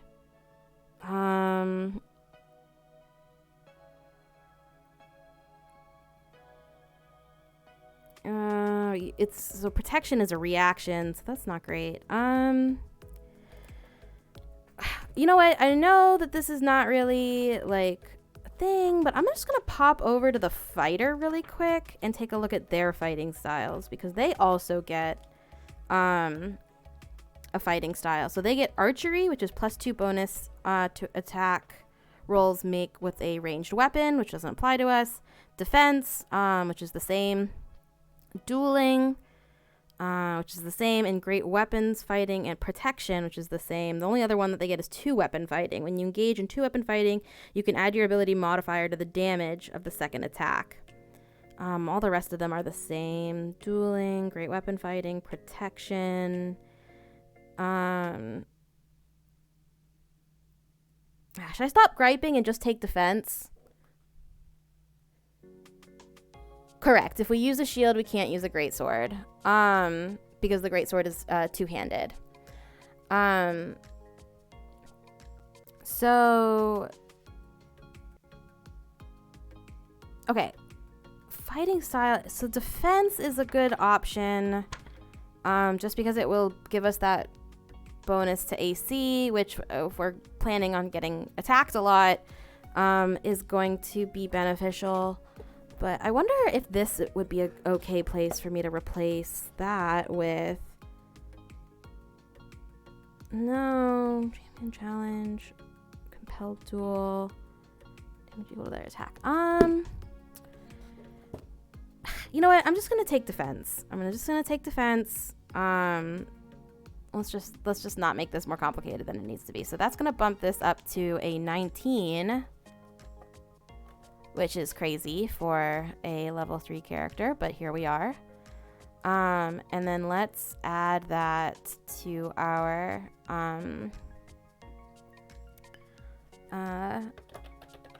fighting style. It's gonna be defense. Whoops. And it's gonna be defense. And that is coming from our class. Yeah. Class. Yep. That's what we want. And why does this happen?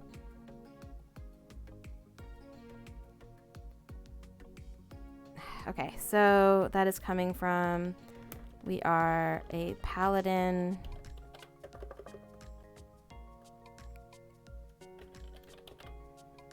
And all it is a +1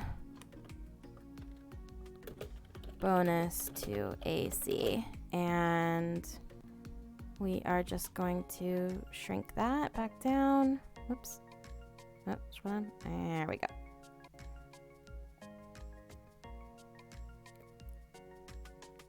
All right. So the next thing that we do, okay, so then we get our Sacred Oath features. So let's get into that.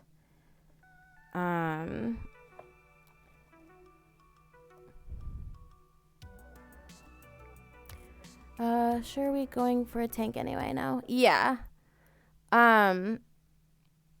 Exactly. Like we're and not just a tank, but we're building a tank that wants to get hit as much as possible because their damage is going to scale with how much damage they take.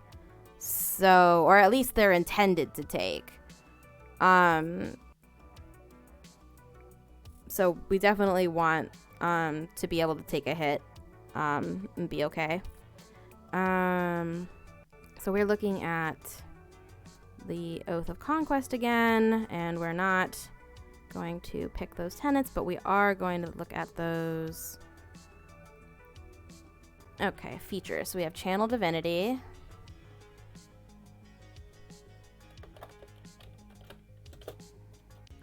You know what? I'm gonna put it in the other order. So we're gonna say, Guided Strike, because that is the one that we want for sure. Guided Strike, which is our, whoops.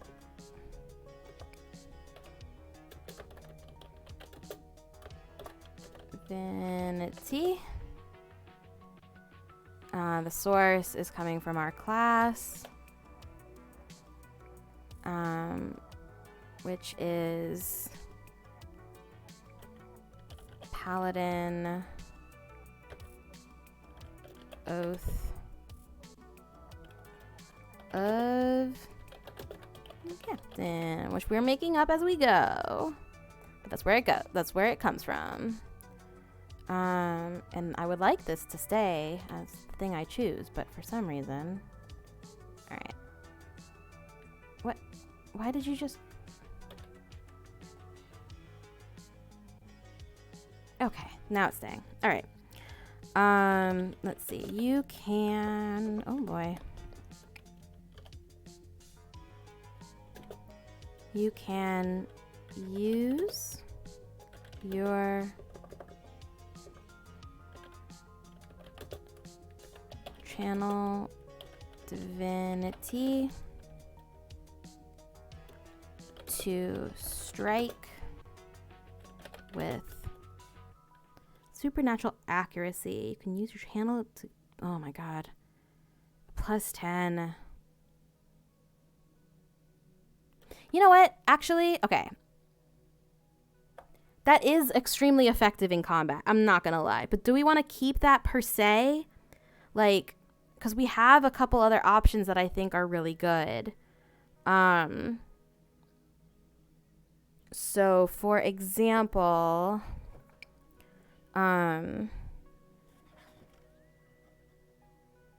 we have the champion challenge. We could give her compelled duel in this way. And failed. Save the attacker takes radiant damage equal to the attack. I wish I had saved what that one was called, but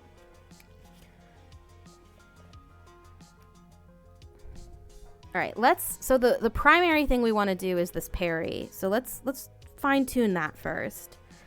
Should I call it perfect parry or full counter? So let's customize that here. So instead of guided strike, what we're gonna do is we're gonna come up with our custom one now. And for that,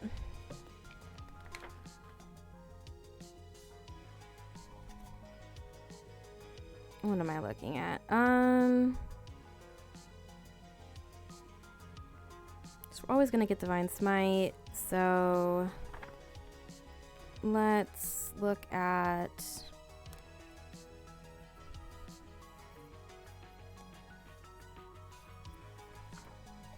we don't want it to be an action because it's definitely got to be as a reaction.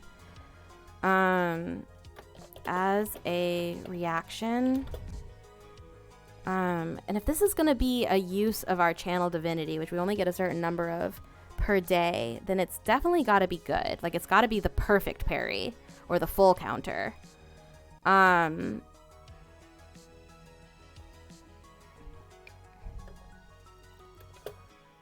how is this going to work? I'm thinking that you activate it as a reaction.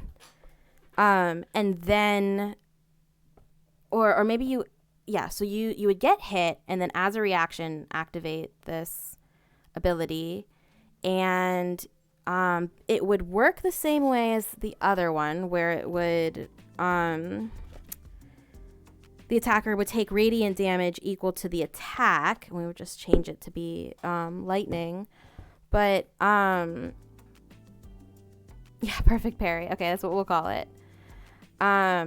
So we would definitely want the option to do it as a reaction.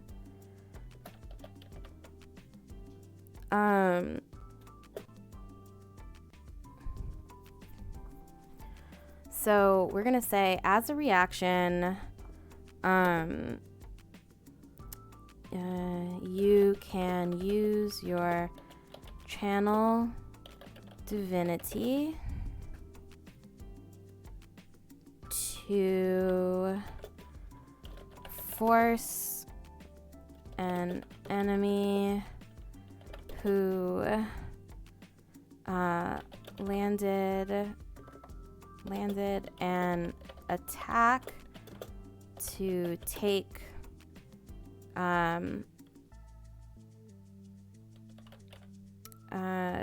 damage equal to the damage of their attack as, and we're gonna say as lightning damage, basically. It's lightning damage. And in addition, you can immediately counter attack with a melee weapon. So basically what this is going to look like is an enemy is going to attack her, and if they succeed, she, as a reaction, can choose to spend a channel divinity to force the enemy to also take however much damage they just landed the attack on her, And on top of that, she can immediately counterattack with a melee weapon. So she could turn around. So what this is going to look like is she gets attacked. She immediately turns around and uses her greatsword to do a melee weapons attack. Should I give her advantage? She should have advantage or something, right? Or plus 10. Plus 10 to hit. What's better, advantage or plus 10, you think? What are you most likely to succeed? You know what? We're going to give her the plus 10. In addition, okay, so take damage equal to the damage of their attack as lightning damage. In addition, you can immediately counterattack with a melee weapon. That counter attack has a plus 10 bonus to hit. All right. So there is still a chance that you will not be able to sink this last piece, but it should work. Plus 10. I mean, your enemy's got to be like, their armor's got to be good. Which bosses and stuff like that, yeah, of course, but I think this is pretty effective. That counterattack has a plus 10 bonus to hit. Okay. So that would be, I think that is going to give us her, what is essentially Beto's skill. Now,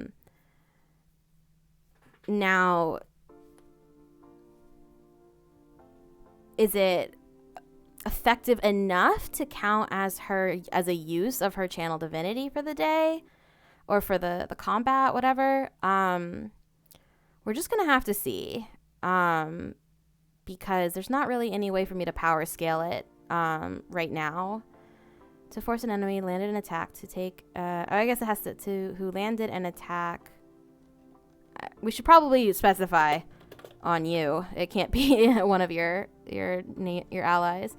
To take damage equal to the damage of their attack as lightning damage. Okay, that's the word damage way too many times in one sentence, but whatever. To take damage equal to their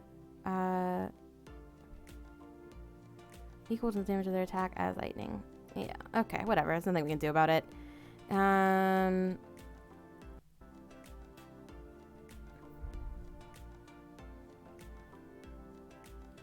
So we're going to call that on that. And then what was the other one we wanted? So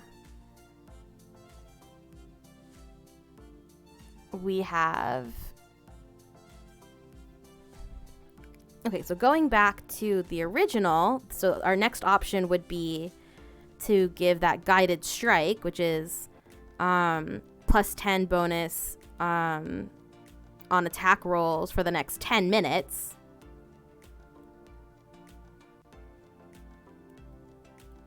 No, wait, no, that's not right. 10 rolls you can make after the roll. Okay, so I'm not crazy about that.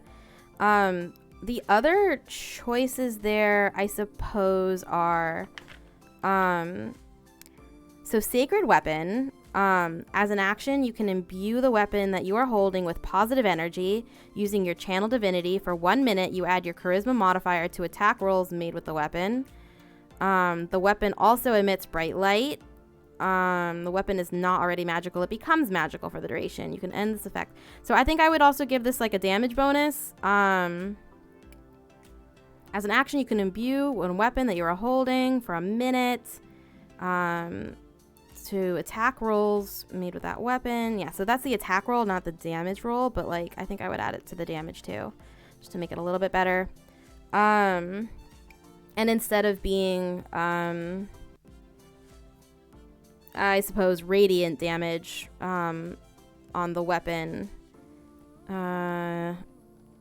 it becomes magical for the duration. Yeah, instead of being radiant, we would go lightning for that. So that's an option. I didn't really like any the Nature's Wrath was cool, but nah. And then we were looking at Vow of Enmity. As a bonus action, you can utter a vow of enmity against a creature you can see. Using your channel divinity, you gain advantage on attack rolls against that creature for 1 minute or until it drops to 0. That's pretty good. It also kind of goes along with like the idea of her like challenging, you know, and saying like hit me, like, you know, to draw aggro. Compelled duel and champion challenge. I'm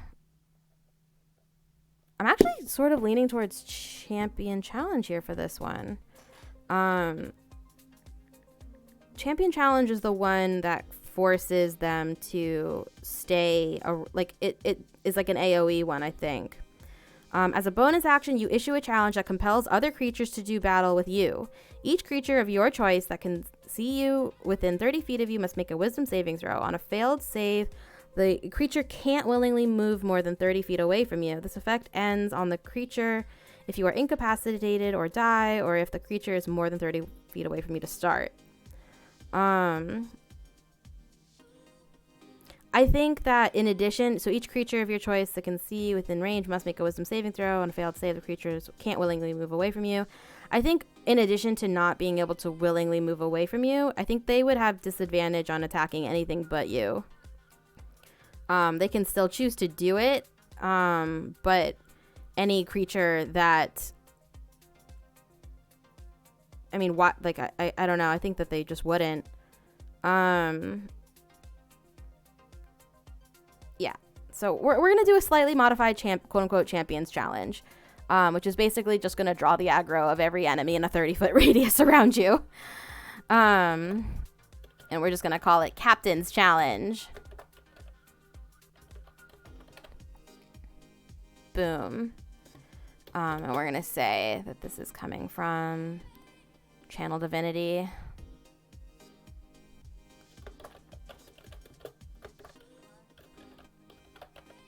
Okay, and this is from the class.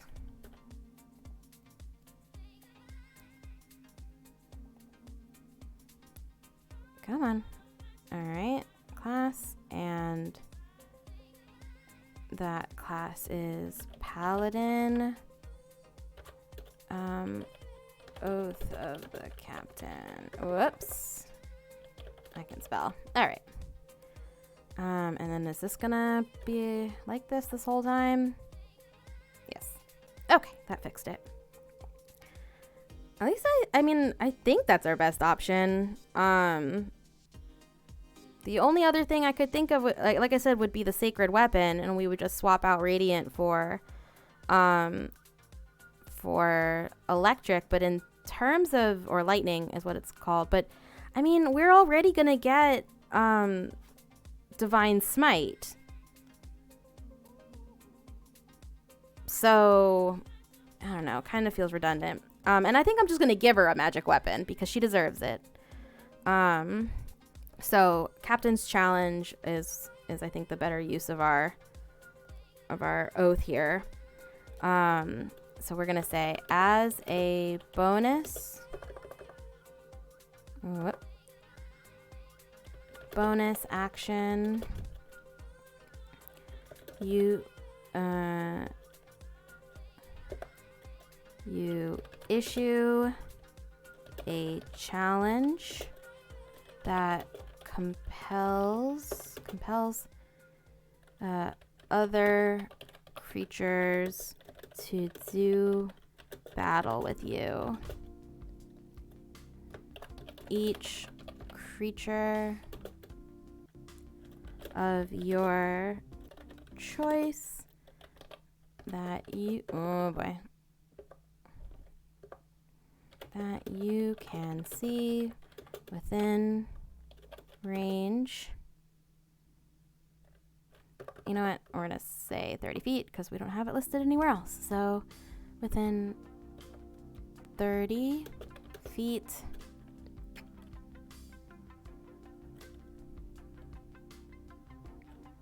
must make a wisdom saving throw. On a failed save, A creature can't willingly move more than 30 feet.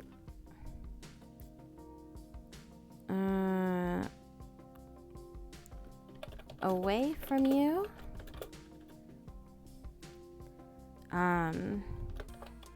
In addition, that those creatures will have disadvantage on attack rolls targeting anyone but you. Okay. This effect ends on the creature if you are incapacitated or die, or if the creature is more than 30 feet away from you. Fine, we'll put it. This effect ends if you are incapacitated, die, or more than... What is with them in 30 feet? 30 feet away. Okay. Yeah, so I think that's pretty good. On a bonus action, you issue a challenge that compels other creatures to do battle with you.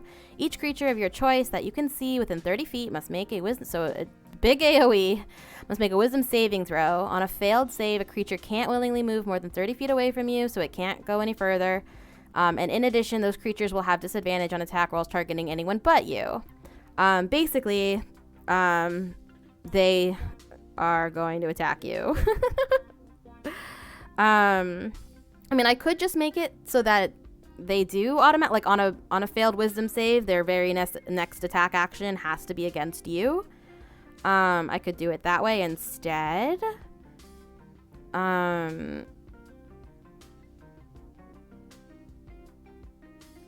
That might be better, but nah, this is fine. This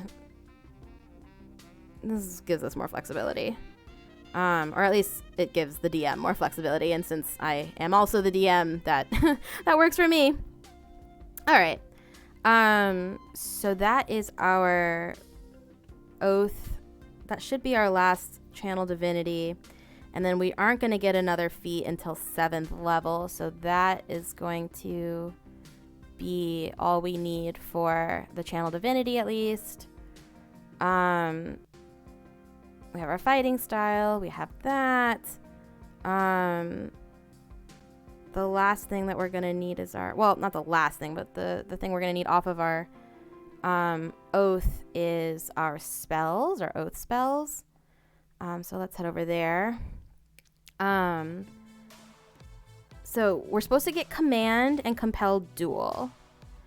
I definitely want... Oh, I mean, for this one, we're going to get... for the crown, you get command and compelled duel. I definitely want the Armor of Agathis, though. So I think we'll start with that one. Because Armor of Agathis is another one of those spells that does damage to those who make hits.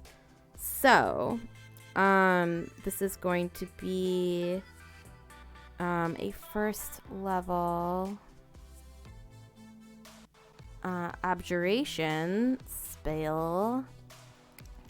We're gonna modify it a little bit though. Armor of... Instead of Agathis, what should we call it? Because it's gonna, instead of doing cold damage, we're gonna say it does electro, or we're gonna say it does lightning.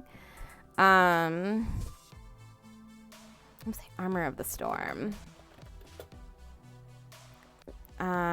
School is actually abjuration, so that works. The casting time is 1 action. Oh, that's kind of lame. The range is the self. I kind of want this to be a bonus action, not gonna lie. So that she could cast it and attack in the same turn. That's too much though, right? No. Listen. The only rule is that there is no rule. Bonus action, the target in the range is the self. The duration is 1 hour. It is not a concentration spell, thank goodness. All 3 components are required. Okay. So that works, that works, that works. So here we go. A protective magical force. Whoops. Surrounds you. Manifesting as and instead of frost, we're gonna say as a spectral, I don't know, we're gonna say electric charge here. Yeah. Or as a spectral electric sea monster. Yeah. That covers you and your gear. You gain, oh boy, 5 temporary hit points.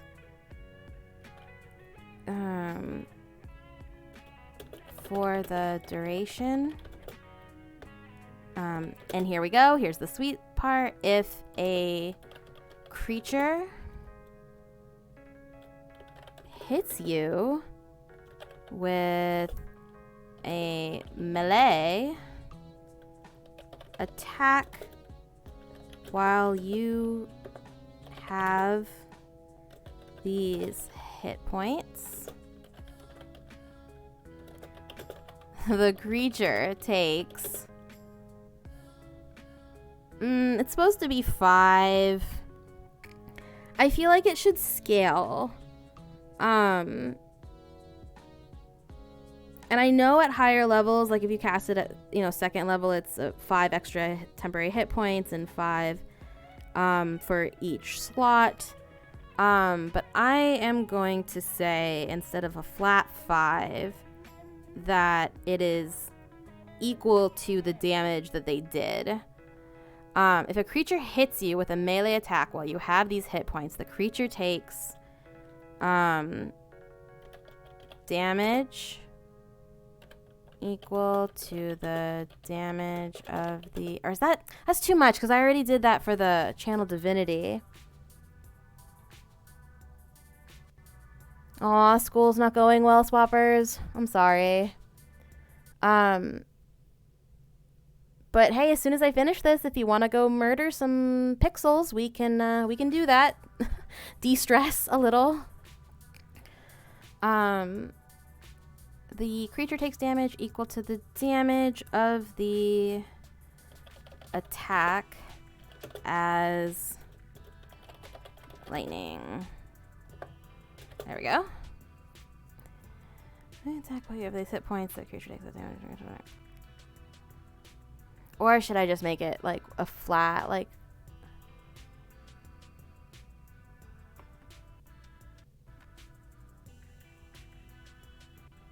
Oh. Okay, sorry, I misunderstood.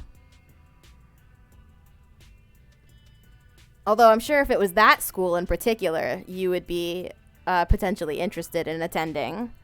Maybe not as a student to take classes, but like certainly just to go there. If a creature hits you with a melee attack while you have these hit points, the creature takes damage. So, you know what? We're not going to say equal to the attack itself, because that's what the Channel Divinity one is for. We're going to say that they take damage equal to, and then we'll make it her based on her charisma. So it'll scale with her, I guess. So proficiency plus charisma is what's going to scale. So that is her, what is that? The spell attack modifier.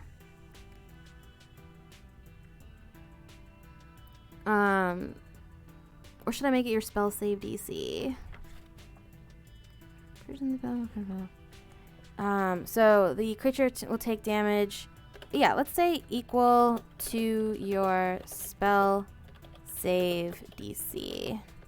So that it will scale with her automatically. Dehydration. Oh man. You're gonna have to have one of those like camel packs with the little straw that comes around just so that you can stay hydrated. Okay, so that is going to be Armor of Storm. Protective magical force surrounds you. Oh wait, I didn't put at higher levels. Okay, well. Okay, so at higher levels, the temporary hit points increase by 5 for every level above burst. Because this is the first level spell. And then should there be a damage improvement? No, we already baked that in, I think. So I think that's good.